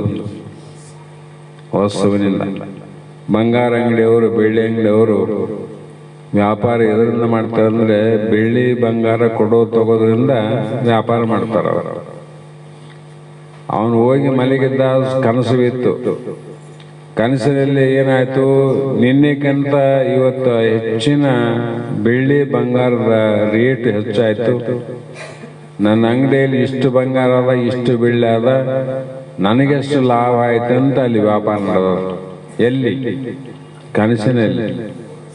ವಸ್ತಾದನಲ್ಲಿ ಆದರೆ ವ್ಯವಹಾರ ಆದ ಎದರ ಜೊತೆ ಅಂದ್ರೆ ಬರೀ ವಾಸನೆ, ಬಂಗಾರದ ವಾಸನೆ, ಬೆಳ್ಳಿ ವಾಸನೆ, ಕೊಡೋದು ತಗೋದು ವ್ಯವಹಾರ. ಎಚ್ಚರಾಗಿ ನೋಡ್ತಾನೆ, ಎಲ್ಲಿ ಅದ ಬಂಗಾರ ಇಲ್ಲ, ಬೆಳ್ಳಿ ಇಲ್ಲ, ಅದ್ರ ಬೆಲೆನೇ ಇಲ್ಲ, ಸುಮ್ಮನೆ ವಾಸನೆಯಿಂದ. ಆ ವ್ಯವಹಾರವನ್ನು ಕೂಡ ತ್ಯಾಗ ಮಾಡಿ ಜೀವಾತ್ಮ ಇಲ್ಲಿ ಹೋಗ್ತಾನ ಕಾರಣದೇಹ. ಕಾರಣದೇಹ ಅಂದ್ರೆ ನಿದ್ರಾವಸ್ಥೆ. ಅಲ್ಲಿ ಹೋಗ್ತಾನಲ್ಲ, ಹೋದಾಗ ಅಲ್ಲಿ ಜಾಗ್ರದಂತ ವಸ್ತುವಿನ ವ್ಯಾಪಾರನಿಲ್ಲ, ಸ್ವಪ್ನದಂತ ವಾಸನೆ ವ್ಯಾಪಾರ ಇಲ್ಲ. ಎರಡೂ ವ್ಯಾಪಾರದ ಕಡೆಗಾಗಿ ಬರೀ ಆನಂದವಾಗಿ ಮಲಿಗನಲ್ಲ. ಯಾಕೆ ಆನಂದ ಆಯ್ತು ಅಂದ್ರೆ ಎಲ್ಲಿ ವ್ಯವಹಾರ ಇಲ್ಲ ಅಲ್ಲಿ ಆನಂದ ಅಂತ ಅರ್ಥ ಆಯ್ತು. ಜಾಗದಲ್ಲಿ ವ್ಯವಹಾರ ಅದ, ಆನಂದ ಆಗಿಲ್ಲಲ್ಲ. ಸ್ವಪ್ನದಲ್ಲಿ ವ್ಯವಹಾರ ನಡೆದ, ಆನಂದ ಆಗಿಲ್ಲ. ಆದರೆ ಈ ಮೂರನೇ ಅವಸ್ಥೆಗೆ ಹೋದಾಗ ಅಲ್ಲಿ ವಸ್ತುವಿನ ವ್ಯಾಪಾರ ಇಲ್ಲ, ವಾಸನೆ ವ್ಯಾಪಾರ ಇಲ್ಲ, ತಾನೊಬ್ಬನೇ ಸ್ಥಿರವಾಗಿದ್ದದಕ್ಕೆ ಎಂಥ ಆನಂದ ರೀ. ರಾಜನಿಗಾಗಿಲ್ಲ, ಮಹಾರಾಜನಿಗಾಗಿಲ್ಲ, ತಪಸ್ಸಿಗಾಗಿಲ್ಲ, ರೈತನಿಗಾಗಿಲ್ಲ. ಎಂಥ ಆನಂದ ಅದು. ಯಾರಿಗಾಗ್ಯದ? ಎಲ್ಲರಿಗೂ ಆಗ್ತದಂಥದ್ದು. ಭಿಕ್ಷುಕನಿಗೂ ಆಗ್ತದ, ಶ್ರೀಮಂತಗೂ ಆಗ್ತದ. ಅಂದ್ರೆ ವಸ್ತುವಿನಿಂದ ಆನಂದ ಆಗಿತ್ತು ಅಂದ್ರೆ ಬರೀ ಶ್ರೀಮಂತರಿಗೆ ಆಗ್ಬೇಕಾಯ್ತು. ಅವರಲ್ಲಿ ವಸ್ತುಗಳಾವ, ಬಂಗಾರ ಬೆಳ್ಳಿ ರೊಕ್ಕ ರೂಪಾಯಿ ಎಲ್ಲ ಅದ, ಅವ್ರಿಗಷ್ಟೇ ಆಗಿಲ್ಲಪ್ಪ ನಿದ್ರೆ ಇಲ್ಲಿ ಆನಂದ. ಭಿಕ್ಷುಕನಿಗೆ ಹಂಗಾಯ್ತು, ಆಗ್ಬಾರ್ದಾಗಿತ್ತಲ್ಲ. ಶ್ರೀಮಂತಿಗೆ ಬಡತನದಲ್ಲಿ ಆನಂದ ಇಲ್ಲ. ಬಡತನದಲ್ಲಿ ಆನಂದ ಇದ್ರೆ ಬಡವರಿಗೆ ಅಷ್ಟೇ ಆನಂದ ಆಗ್ಬೇಕಾಯ್ತು, ಶ್ರೀಮಂತರಿಗೆ ಆಗ್ಬಾರ್ದಾಗಿತ್ತು. ಶ್ರೀಮಂತಿಗೆಯಲ್ಲಿ ಸುಖ ಆಗಿತ್ತು ಅಂದ್ರೆ ಶ್ರೀಮಂತರಿಗೆ ಅಷ್ಟೇ ಆಗ್ಬೇಕಾಗಿತ್ತು, ಬಡವರಿಗೆ ಆಗಬಾರ್ದು. ಇಲ್ಲಿ ಬಡವ ಶ್ರೀಮಂತ ಇಲ್ಲ, ಎಲ್ಲಿ ವ್ಯಾಪಾರ ಇಲ್ಲ ವ್ಯವಹಾರ ಇಲ್ಲ ಅಲ್ಲಿ ಸುಖ ಆದಂದ ಅನುಭವಕ್ಕೆ ಬಂದ್ಬಿಡ್ತಾವ. ನಾವೇನ್ ತಗೊಂಡ್ವಿ, ವ್ಯವಹಾರ ವ್ಯಾಪಾರ ನಡೆದಿರಬೇಕು, ಆದ್ರೆ ಸುಖ ಆಗ್ಬೇಕಂತೀವಿ ನಾವು. ವ್ಯಾಪಾರ ನಡಿಬೇಕು, ವ್ಯವಹಾರ ನಡಿಬೇಕು, ಸುಖ ಆಗ್ಬೇಕು. ಅಂದ್ರೆ ವ್ಯಾಪಾರ ಮಾಡಬಾರ್ದು ವ್ಯವಹಾರ ಮಾಡಬಾರ್ದು ಅಂತ ಅರ್ಥ ಅಲ್ಲ. ಇದನ್ನ ವಿವೇಕದಿಂದ ವಿಚಾರ ಮಾಡಿ ನೋಡಿ.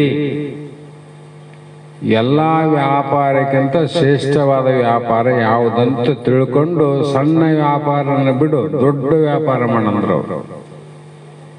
ದೊಡ್ಡ ವ್ಯಾಪಾರದ ಆನಂದ ಯಾವಾಗಾಯ್ತ್ರಿ? ಅದು ಭಗವಂತನ ಈಶ್ವರನ ಕೃಪೆ ಆದವರಿಗೆ, ವೇದ ಕೃಪೆ ಆದವರಿಗೆ, ಗುರುವಿನ ಗುಲಾಮನಾದವನಿಗೆ, ಗುರುವಾಕ್ಯದಲ್ಲಿ ವಿಶ್ವಾಸ ಇಟ್ಟವನಿಗೆ, ವೇದ ಪ್ರಮಾಣದಲ್ಲಿ ಶ್ರದ್ಧೆ ನಿಟ್ಟವನಿಗೆ ಅವನಿಗೆ ಎಂಥ ವ್ಯಾಪಾರ ರೀ ಅಂದ್ರೆ ಪರಮಾನಂದ ಪ್ರಾಪ್ತಿ ಅಂತ ಆನಂದ ಸಿಗ್ತದ. ನಾವು ಇದ್ರಾಗ ಆ ಆನಂದ ಹುಡುಕ್ತೀವಿ. ಅದು ಆನಂದ ಪಡಿಬೇಕಾದ್ರೆ ಇವೆಲ್ಲ ಬೇಕಾಗಿಲ್ಲ, ಬರೇ ನಿನ್ನ ಮನಸ್ಸು ಬೇಕು. ನಿನ್ನ ಶರೀರ ನಿನ್ನ ಮನಸ್ಸಿನದ ಏಕಾಗ್ರತೆ ಮಾಡಿ ಕುಂತಿಲ್ಲ, ಆ ವ್ಯಾಪಾರ ಭಾಳ ಚಂದ ಆಗ್ತದ. ದೊಡ್ಡ ವ್ಯಾಪಾರ ದೊಡ್ಡ ಲಾಭ ಅಂತ ಅರ್ಥ ಮಾಡ್ತಾರ. ಹಾಗಾಗಿ ಈ ಸಮಬುದ್ಧಿ ಅಂತ ಹೇಳ್ತಲ್ಲ, ಸಮನಾದ ಬುದ್ಧಿ ಇರಬೇಕು. ಯಾರಿಗೆ ಆಗ್ತದ, ಯಾರಿಗೇನು ಆಗಿದೇನು ಅಂದ್ರೆ, ನಾನು ಬಹಳ ಸಲ ಹೇಳಿನಿ, ಮತ್ತೊಮ್ಮೆ ಹೇಳೋದು. ಒಂದು ದೊಡ್ಡ ಆಸ್ಪತ್ರೆಯಲ್ಲಿ ಒಬ್ಬ ದೊಡ್ಡ ಸರ್ಜರಿ ಡಾಕ್ಟರ್ ಇರ್ತಾನ, ವೈದ್ಯರು. ಅದು ರಾತ್ರಿಯ ಪಾಳ್ಯದಲ್ಲಿ ಕೆಲಸ ಮಾಡ್ತಿರ್ತಾರೆ. ಆ ಸಮಯದಲ್ಲಿ ತುಂಬು ಗರ್ಭಿಣಿಯಾದಂಥ ಹೆರಿಗೆ ನೋವನ್ನು ತಾಳಲಾರದೆ ಒಬ್ಬ ಆಂಬುಲೆನ್ಸ್ ತಗೊಂಡು 3-4 ಜನ ಕೂಡಿ ಆ ಗರ್ಭಿಣಿಯನ್ನ ಕರ್ಕೊಂಡು ಬರ್ತಾರೆ. ಆತ ಆ ಕಡೆ ಎಮರ್ಜೆನ್ಸಿ ಬಾಗಿಲಿಗೆ ಬರ್ರಿ ಅಂತ ಹೇಳ್ತಾರೆ. ಹೋಗಿ ಆ ವೈದ್ಯ ಬಂದು ನೋಡಿ ಆಕೆಯ ಎಲ್ಲ ವ್ಯವಸ್ಥೆಯನ್ನು ಮಾಡಿ ಗರ್ಭಧಾರಣೆಯನ್ನು ಮಾಡಿಸಿ ಮಗುವನ್ನು ಒಂದು ಸರಳವಾಗಿ ಹೊರಗೆ ಬರ್ತದೆ.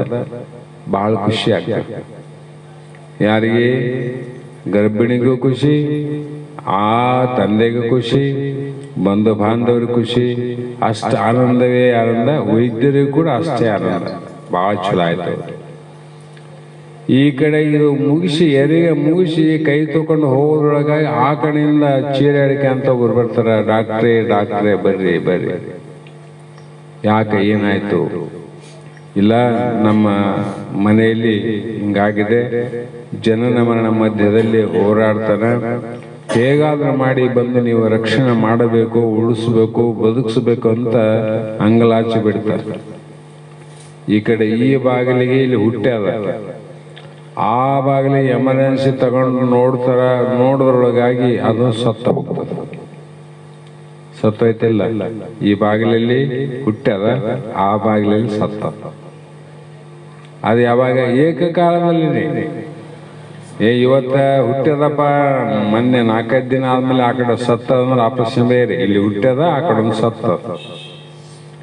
ಆ ಸತ್ತಂತವರ ಮನೆಯಲ್ಲಿ ಆತನ ಪತ್ನಿ, ಮಕ್ಕಳು, ತಂದೆ ತಾಯಿಗಳು, ಅಣ್ಣ ತಮ್ಮಂದ್ರುಗಳು ಅಂತ ಗುಳಾಡ್ತಾರಲ್ಲ, ಓಡಾಡ್ತಾರಿಲ್ಲ. ಈ ಕಡೆ ಎಲ್ಲರೂ ಸಂಭ್ರಮದಿಂದ ಆಚರಣೆ ಮಾಡ್ತಾರ, ಪೇಡ ಹಂಚಕತ್ತಾರ, ಅಲ್ಲಿ ಹೇಳಕತ್ತಾರ. ಆದ್ರೆ ಡಾಕ್ಟರ್ ಅಲ್ಲಿ ಅವನು ಹುಟ್ಟ್ಯಾದಂತ ಅವನು ನಕ್ಕನಿಲ್ಲ, ಸಂತೋಷ ಪಟ್ಟಿಲ್ಲ. ಇಲ್ಲಿ ಸತ್ತಾರಂತ ದುಃಖನೂ ಪಡಂಗಿಲ್ಲ.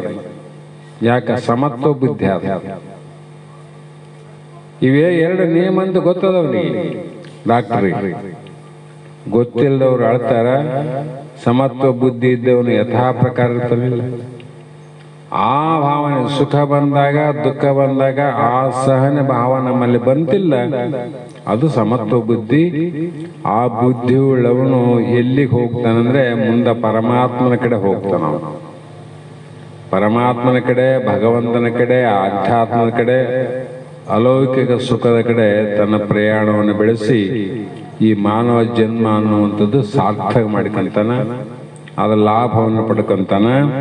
ಅದಕ್ಕಾಗಿ ಇಲ್ಲಿ ಯದಾ ಸಂಹರತೆ ಚ ಅಯಂ ಕೂರ್ಮ ಅಂಗಾನಿವ ಸರ್ವಶ ಇಂದ್ರಿಯಾಣಿ ಇಂದ್ರಿಯಾರ್ಥೇಭ್ಯೇ ತಸ್ಯ ಪ್ರಜ್ಞಾ ಪ್ರತಿಷ್ಠಿತ ಅಂತ ಈ 58ನೇ ಶ್ಲೋಕ. ಹೇಗೆ ಆಮೆಯು ತನ್ನ ಅಂಗಗಳನ್ನು ಎಳೆದು ಮುದುರಿಕೊಳ್ಳುವಂತೆ ಯಾವಾಗ ಎಲ್ಲ ಕಡೆಗಳಿಂದಲೂ ತನ್ನ ಇಂದ್ರಿಯಗಳನ್ನು ಇಂದ್ರಿಯಗಳ ವಿಷಯಗಳಿಂದ ಎಳೆದುಕೊಳ್ಳುವನು, ಅವನ ಬುದ್ಧಿಯೇ ಸ್ಥಿರವಾಗುತ್ತದೆ. ಆಮೆ ಅಂದ್ರೆ ಗೊತ್ತಲ್ಲ, ಗುಡಿ ಮುಂದ ಇರ್ತಾವ, ನೀರಲ್ಲಿರ್ತಾವ. ಆ ತಾಂಬೇಲು ಎಲ್ಲ ಇಂದ್ರಿಯಾದಿಗಳನ್ನ ಹೊರಗೆ ಹಾಕಿರ್ತಾವ, ಎಲ್ಲ ಹೊರಗಿರ್ತಾವ. ನಿಶಬ್ದ ಇರ್ಬೇಕಂದ್ರೆ ಪರೀಕ್ಷೆ ಮಾಡಿ ನೋಡ್ರಿ. ನಿಶಬ್ದ ಇದ್ದಾಗ ತನ್ನ ಮುಖ ಸಹಿತವಾಗಿ ಕೈ ಕಾಲು ಎಲ್ಲವನ್ನು ಅವ್ರಿಗೆ ಆಗ್ತದೆ. ಯಾವಾಗ ತನಗೆ ಅಪಾಯ ಅನ್ನುವಂಥ ಸೋಂಕನೆ ಗೊತ್ತಾಗ್ತದ, ತಕ್ಷಣದಲ್ಲಿ ಹೊರಗೆ ಹೋದಂಥ ಇಂದ್ರಿಯಾದಿಗಳನ್ನು ಒಳಗೆ ಎಳ್ಕೊಂಡ್ಬಿಡ್ತದ. ನಾವ್ಯಾವ್ದನ್ನ ಹುಡುಗರ ಕಾಲು ಮಡಿಸ್ಬೇಕಾದ್ರೆ ಒಬ್ರು ಮಡಿಸ್ಬೇಕು, ಮುದುಗರ ಕಾಲು ಜಗ್ಬೇಕು, ಮಡಿಸ್ಬೇಕು, ಏನೇನೋ ಮಾಡ್ಬೇಕು ನಾವು. ಭಗವಂತ ಆ ತಾಂಬೇಲಿಗೆ ಎಷ್ಟು ಬುದ್ಧಿ ಕೊಟ್ಟಿರ್ಬೋದು. ಅದು ಹೊರಗೆ ಹೋಗೋದು ಯಾವಾಗ, ಒಳಗೆ ತಗೊಳ್ಳೋದು ಯಾವಾಗ. ಆ ಆಮೆ ಹೇಗೆ ತನ್ನ ಇಂದ್ರಿಯಾದಿಗಳನ್ನ ಸಮಯಾನುಗುಣವಾಗಿ ತನ್ನ ಅಧೀನ ಮಾಡಿಕೊಳ್ಳುವುದೋ, ಹಾಗೆ ಯಾವಾತನು ತನ್ನ ಇಂದ್ರಿಯಾದಿಗಳ ಏನು ಮಾಡಬೇಕು, ವಿಷಯಾದಿಗಳಿಂದ ಹೇಳ್ಕೋಬೇಕು. ವಿಷಯಾದಿಗಳಿಂದ ಹೇಳಿಬೇಕು. ಇಲ್ಲಿ ಬಹಳ ಮಾರ್ಮಿಕವಾಗಿಟ್ಟರ ಮಾತು. ಇದು ಪುಸ್ತಕ, ಇದು ವಿಷಯ. ಕೈ ಹೇಳ್ಕೊಂಡದಲ್ಲಿ ಹೇಳ್ಕೊಂಡದಿ. ಈಗ ಪುಸ್ತಕ ಕಡೆ ಪುಸ್ತಕ ಕೈಯಲ್ಲಿ ಬಂದಿಲ್ಲ, ಕೈನೇ ಪುಸ್ತಕ ಹಿಡ್ಕೊಂಡ ಅಂತ ಹಿಡ್ಕೊಂಡು ಬಿಟ್ರಾಯ್ತಪ್ಪ. ಅದೇ ಅಂತರ್ಮುಖ ಮಾಡಿದಂಗ ಹಿಡ್ಕೊಂಡು ಬಿಟ್ರಾಯ್ತಲ್ಲ ಅಷ್ಟೇ. ಅದರಂತೆ ಇಂದ್ರಿಯಾದಿಗಳು ಏನು ಹಿಡ್ಕೊಂಡವ, ಒಂದೊಂದು ಇಂದ್ರಿಯಾದಿಗಳು ಒಂದೊಂದು ವಾಸನೆಗಳನ್ನ ಹಿಡ್ಕೊಂಡವ. ಒಂದು ಕಣ್ಣು ರೂಪವನ್ನು ಹಿಡ್ಕೊಂಡದ, ನಾಸಿಕ ವಾಸನೆ ಹಿಡ್ಕೊಂಡದ, ಕಿವಿ ಶಬ್ದವನ್ನು ಹಿಡ್ಕೊಂಡದ, ಬಾಯಿ ಆಮೇಲೆ ನಾಲಿಗೆ ರುಚಿಯನ್ನು ಹಿಡ್ಕೊಂಡದ. ಹೀಗೆ ರೂಪರಸ ಗಂಧ ಅನ್ನುವಂಥ ಪಂಚ ವಿಷಯಗಳನ್ನ ಪಂಚ ಇಂದ್ರಿಯಗಳು ಹಿಡ್ಕೊಂಡವ. ಮತ್ತೆ ಹಿಡ್ಕೊಂಡದಕ್ಕೆ ನಾನು ದುಃಖ ಆಗಿದಿಲ್ಲ. ಯಾರ್ದೋ ಒಂದು ವಸ್ತು ಅದ, ನಾನು ನೋಡ್ಲಾರ್ದ ಅದು ವಿಚಾರ ಮಾಡಲಿ ಹಿಡ್ಕೊಂಡು ಆಹಾ ಅಂತಾರ ಅವರು. ಅದು ಯಾಕೆ ತಗೊಂಡಿ ನೀನು ಅಂತ ಕೇಳ್ತಾರ ಅವರು. ನಿಂದ ತಗೊಳಕ, ಅದು ನಂದು, ನೀನ್ ಹೆಂಗ್ ಹಿಡ್ಕಂಡಿ? ಅವಾಗ ನಮ್ ದುಃಖ ಆಗತ್ತ. ಅವಾಗ ಆಗ್ತದ, ಸುಮ್ಮನೆ ಆಗ್ತದ. ಅದಕ್ಕೆ ಇಲ್ಲಿ ಆಮೆ ಒಳಮುಖ ಮಾಡಿಕೊಂಡಂತೆ ಕೈ ಕಾಲಗಳನ್ನು ಒಳಗೆ ಮಾಡ್ಕಕ್ ಬರಂಗಿಲ್ಲ. ಇವು ತಾಂಬೇಲಿಗೆ ಆದಂಗೆ ಮಾಡಕ್ ಬರ್ತದೆ. ವಾಸನೆ ಕಡೆ ಹೋಗ್ತದ, ನಾಶಕಂತ ಮೂಗು ಒಳಗೆ ದೂರ್ಸಕ್ಕಾಗಲ್ಲ. ರೂಪದ ಕಡೆ ಹೋಗ್ತದ, ನೇತ್ರ ಅಂತ ಕಣ್ಣನ್ನ ಒಳಗೆ ಹಾಕಂಗಿಲ್ಲ. ಆತದೇನು ಇಲ್ಲೇನು ಅಂದ್ರೆ, ಇಂದ್ರಿಯಾದಿಗಳು ಯಾವ ವಸ್ತುವನ್ನು ಹಿಡ್ಕೊಂಡವ ಪದಾರ್ಥ, ಆ ಪದಾರ್ಥವನ್ನ ಬಿಟ್ಟು ಬಿಟ್ರೆ ಸಾಕು ನಿನಗೆ ಅಂತರ್ಮುಖ ಆದಂಗೆ. ಇದಕ್ಕೆಲ್ಲ ಪ್ರೇರಣೆ ಯಾವುದು? ಪ್ರೇರಣೆ ಯಾವುದಂದ್ರೆ ಇಂದ್ರಿಯಾಣ ಮನೋನಾಥನ್. ಸೈನ್ಯಕ್ಕೆ ಒಬ್ಬ ಸೇನಾಧಿಪತಿ ಹೆಂಗ ಅದರಂತೆ 10 ಇಂದ್ರಿಯಾದಿಗಳು, 5 ಕರ್ಮೇಂದ್ರಿಯ, 5 ಜ್ಞಾನೇಂದ್ರಿಯಗಳಿಗೆ. ಇಲ್ಲಿ ಸೇನಾಧಿಪತಿ ಯಾರು ಅಂದ್ರೆ ಮನಹೇವ ಮನುಷ್ಯಾಣಂ ಕಾರಣಂ ಬಂಧ ಮೋಕ್ಷ. ಆ ಮನಸ್ಸು ಯಾವಾಗ ಹೇಳ್ತದ ಆವಾಗ ಒಂದೊಂದು ಇಂದ್ರಿಯಾದಿಗಳು ಒಂದೊಂದು ವಸ್ತುವಿನ ಕಡೆ ಹೋಗ್ತಾವ. ರೂಪ ನೋಡ್ಬೇಕಾಗಿದ್ರೆ ಬರೀ ಕಣ್ಣು ನೋಡಂಗಿಲ್ಲ. ಆ ಮನಸ್ಸು ಕಣ್ಣಿನಲ್ಲಿ ಪ್ರವೇಶವಾಯಿತು ಅಂದ್ರೆ ಆವಾಗ ರೂಪದ ಕಡೆ ಹೋಗ್ತದೆ ನೇತ್ರ. ರುಚಿ ನಾಲಿಗೆ ಸ್ವಂತ ಹೋಗೋದಿಲ್ಲ, ಮನಸ್ಸು ನಾಲಿಗೆ ಸಾಧನೆ ಮಾಡಿಕೊಂಡು ರುಚಿಯನ್ನು ನೋಡ್ತದೆ. ಒಂದಕ್ಕೊಂದು ಸಂಬಂಧ ಅವ. ಹೀಗೆ ಆ ವಿಷಯ ವಸ್ತುಗಳನ್ನೇ ಬಿಟ್ರಾಯ್ತಲ್ಲಪ್ಪ. ಅದು ಬಿಡಬೇಕಾದ್ರೆ ಏನಾಗಬೇಕಾಗಿದೆ? ಮನೋ ಅನುಗ್ರಹ. ಮನಸ್ಸಿನಲ್ಲಿ ಗೊತ್ತಾಗಬೇಕು ನಿನಗೆ ಇದು ಯಾವುದು ಸುಖ, ಯಾವುದು ದುಃಖ, ಯಾವುದನ್ನ ಹಿಡಿಬೇಕು, ಯಾವುದನ್ನ ಬಿಡಬೇಕು ಅನ್ನೋದು ಮನಸ್ಸು ನಿಶ್ಚಯ ಮಾಡಿದಾಗ ಮಾತ್ರ. ನಮ್ಮದ ಹಿಡಿದಂಗೆ ಲಗ ಮಾಡಿಕೊಂಡು ಕುದುರೆ ಹೋದ್ರೆ ತನ್ನ ದಾರಿಗೆ ಹೋಗ್ತದೆ. ಹೀಗೆ ಇಂದ್ರಿಯಗಳನ್ನು ಇಂದ್ರಿಯಗಳ ವಿಷಯಗಳಿಂದ ಎಳೆದುಕೊಳ್ಳುವನು, ಆಗ ಅವನ ಬುದ್ಧಿಯು ಸ್ಥಿರವಾಗುತ್ತದೆ. ಟೈಮ್ ಆಗಿದಲ್ಲ, ಇಲ್ಲಿಗೆ ಸಮಯ ಆಗಿದೆ. ನಾಳೆಯ ದಿನ ವಿಚಾರ ಮಾಡೋಣ ಅನ್ನುವಂಥ ಮಾತನ್ನು ಹೇಳ್ತಾ ಇಂದಿನ ಶಾಸ್ತ್ರದ ವಿಷಯವನ್ನು ಗುರುಪಾದಕ ಸಮರ್ಪಿಸಿ ಮಂಗಲ ಆದ ನಂತರ ನಾವು ನೀವು ಧನ್ಯರಾಗೋಣ ಅನ್ನೋ ಮಾತನ್ನು ಹೇಳ್ತಾ, ನಿನ್ನೆ ಹೇಳಿದಂತೆ 21, 22, 23 3 ದಿನಗಳ ಕಾಲ ಹುಬ್ಬಳ್ಳಿಯ ಶಾಂತಾಶ್ರಮದಲ್ಲಿ ನಡೆಯುವಂಥ ಕಾರ್ಯದಲ್ಲಿ ಭಾಗಿಗಳಾಗುವವರು ಮುಂಚಿತವಾಗಿ ಹೋದರೆ ಅವರಿಗೆ ಎಲ್ಲ ರೀತಿ ವ್ಯವಸ್ಥೆಗೆ ಅನುಕೂಲ ಆಗ್ತದೆ ಅನ್ನುವಂಥ ಮಾತನ್ನು ಹೇಳ್ತಾ ಮಂಗಳವನ್ನು ಪ್ರಾರಂಭ ಮಾಡಿ.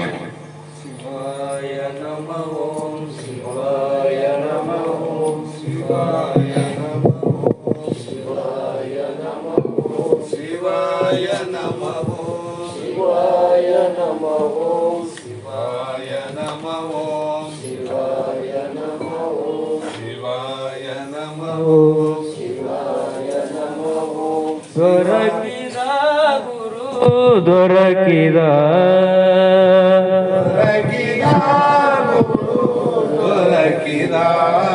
ಪರಮಾನಂದ ಬೋಧ ಅರಿವಿನೊಳಗೆ ಬಂದು ಪರಮಾನಂದ ಬೋಧ ಅರಿವಿನೊಳಗೆ ಬಂದು ದೊರಕಿದ ಗುರು ದೊರಕಿದ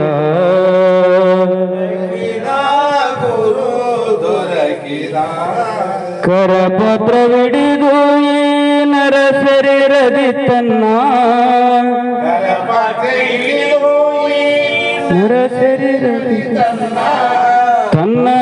ಅರಿವು ತನಗೆ ತೋರಿ ಪರಮನಂಬಿಗೆಯಲ್ಲಿ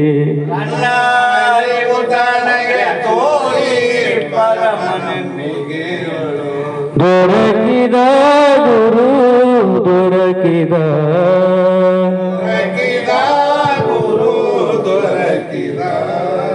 ಹಿಂದೆ ಜನ್ಮಾಂತರ ಒಂದು ಉಳಿಯದಂತೆ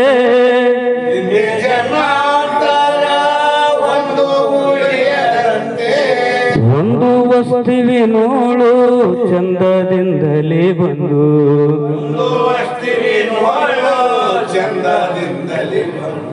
ದೊರಕಿದ ಗುರು ದೊರಕಿದ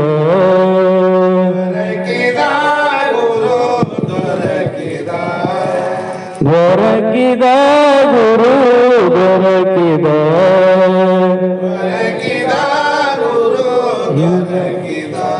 ಪರಮಾನಂದ ಬೋಧ ಅರಿವಿನೊಳಗೆ ಬಂದು ಆನಂದ ಬೋಧ ಅರಿವಿನೊಳಗೆ ಬಂದು ಪರಮಾನಂದ ಬೋಧ ಅರಿವಿನೊಳಗೆ ಬಂದು ಪ್ರಕಾಶ ಗೋವಿಂದನ ಗೋವಿಂದ ಹಸಮತೆ ರೂಪ ಕಿರಣದಿಂದಲೇ ಬಂದು ಸಮತೆ ರೂಪ ಕಿರಣದಿಂದಲೇ ಬಂತು ದೊರಕಿದ ಗುರು ದೊರಕಿದ ಗುರು ದೊರಕಿದ ಶಿವಾಯ ನಮೋ ಶಿವಾಯ ನಮಃ ಶಿವಾಯ ನಮೋ ಶಿವಾಯ ನಮಃ ಹರುಡನಾಥ ಹರುಡನಾಥ ಹರುಡನಾಥ ನೀ ಭಗವಂತ ಆರುಢನಾಥ ಆರುಢನಾಥ ಆರುಢನಾಥ ನೀ ಭಗವಂತ ಹರುಡನಾಥ ಹರುಡನಾಥ ಆರುಢನಾಥ ಆರುಢನಾಥ ಹರುಡನಾಥ ನೀ ಗುರುನಾಥ ಆರುಢನಾಥ ನೀ ಗುರುನಾಥ ಶಿವಾಯ ನಮಃ ಓಂ ಶಿವಾಯ ನಮಃ ಓಂ ಶಿವಾಯ ನಮಃ ಓಂ ನಮಃ ಶಿವಾಯ ಶಿವಾಯ ನಮಃ ಶಿವಾಯ ನಮಃ ಶಿವಾಯ ನಮಃ ನಮಃ ಶಿವಾಯ ಶಿವಾಯ ನಮಃ ಓಂ ಶಿವಾಯ ನಮಃ ಓಂ ಶಿವಾಯ ನಮಃ ಶಿವಾಯ ನಮಃ ಶಿವಾಯ ನಮಃ ಓಂ ಶಿವಾಯ ನಮಃ ಓಂ ಶಿವಾಯ ನಮಃ ಶಿವಾಯ ನಮಃ ಶಿವಾಯ ನಮಃ ಓಂ ನಮಃ ಶಿವಾಯ ಶಿವಾಯ ನಮಃ ನಮಃ ಶಿವಾಯ ಶಿವಾಯ ನಮಃ ಓಂ ಶಿವಾಯ ನಮಃ ಓಂ ಶಿವಾಯ ನಮಃ ಓಂ ನಮಃ ಶಿವಾಯ ಶಿವಾಯ ನಮಃ ಶಿವಾಯ ನಮಃ ಶಿವಾಯ ನಮಃ ನಮಃ ಶಿವಾಯ ಜೈ ಗುರು ಜೈ ಗುರು ಜೈ ಗುರು ಜೈ ಗುರು ಜೈ ಗುರು ಜೈ ಗುರು ಜೈ ಗುರುನಾಥ ಗುರು ಜೈ ಗುರು ಜೈ ಗುರು ಜೈ ಗುರು ಜೈ ಗುರು ಜೈ ಗುರು ಜೈ ಗುರುನಾಥ ಗುರುರಾಜ ಸಿದ್ಧಾರೂಢ ಸಮರ್ಥ ಬೆಳಗುವೆ ನಾರುತಿಯ ಗುರುವರ ಬೆಳಗುವೆ ನಾರುತಿಯ ಮೋಕ್ಷ ಪ್ರೇಕ್ಷಗ ತತ್ವಂ ಪದದ ಅರ್ಥವ ಬೋಧಿಸಿದೆ ಗುರುವರ ಅರ್ಥವ ಬೋಧಿಸಿದೆ ಓಕ್ಯಾವಾನ ಶಂಕರ ನಾಮ ಉಚಾರವ ಮಾಡಿಸಿದೆ ಗುರುವರ ಉಚಾರವ ಮಾಡಿಸಿದೆ ಶ್ಯಾಮದಾಮ ಶ್ರೀರಾಮ ಭಿನ್ನ ಶಂಕರ ನೀನಿರುವೆ ಗುರುವರ ಶಂಕರ ನೀನಿರುವೆ ಕಾಮ ಕ್ರೋಧವ ನಾಶಿಸಿ ಜಗದೊಳು ಶಾಂತಿಯ ಬೀರಿದೆ ಗುರುವರ ಶಾಂತಿಯ ಬೀರಿದೆ ಶರಣ ಭಜಕರ ದುರಿತ ವೃಂದವ ತ್ವರಿತದಿ ನಾಶಿಸಿದೆ ಗುರುವರ ಪರಿತದಿ ನಾಶಿಸಿದೆ ವರಭೂಲತಾಪುರ ದೈವದಿಂದಲೇ ನಿರುತದಿ ವಾಸಿಸಿದೆ ಗುರುವರ ಹರುಷದಿ ವಾಸಿಸಿದೆ ಗುರುರಾಜ ಸಿದ್ಧಾರೂಢ ಸಮರ್ಥ ಬೆಳಗುವೆ ಆರತಿಯ ಗುರುವರ ಬೆಳಗುವೆ ಆರತಿಯ ಹರ ಓಂ ಚೈತನ್ಯಂ ಶಾಶ್ವತಂ ಶಾಂತಂ ವ್ಯೋಮಾತೀತಂ ನಿರಂಜನಂ ನಾದಬಿಂದುಕಲಾತೀತಂ ತಸ್ಮೈ ಶ್ರೀ ಗುರವೇ ನಮಃ ಶ್ರೀಮದ್ ಜಗದ್ಗುರು ಸಿದ್ಧಾರೂಢ ಮಹಾರಾಜ್ ಕಿ ಜೈ ಶ್ರೀ ಸದ್ಗುರು ಶಿವಪುತ್ರ ಸ್ವಾಮಿ ಮಹಾರಾಜ್ ಕಿ ಜೈ ಶ್ರೀ ಸದ್ಗುರು ಬಸವಾನಂದ ಸ್ವಾಮಿ ಮಹಾರಾಜ್ ಕಿ ಜೈ ಶ್ರೀ ಸದ್ಗುರು ಪ್ರಜ್ಞಾನಂದ ಮಹಾರಾಜ್ ಕಿ ಜೈ ಸಕಲ ಸಾಧು ಸಂತ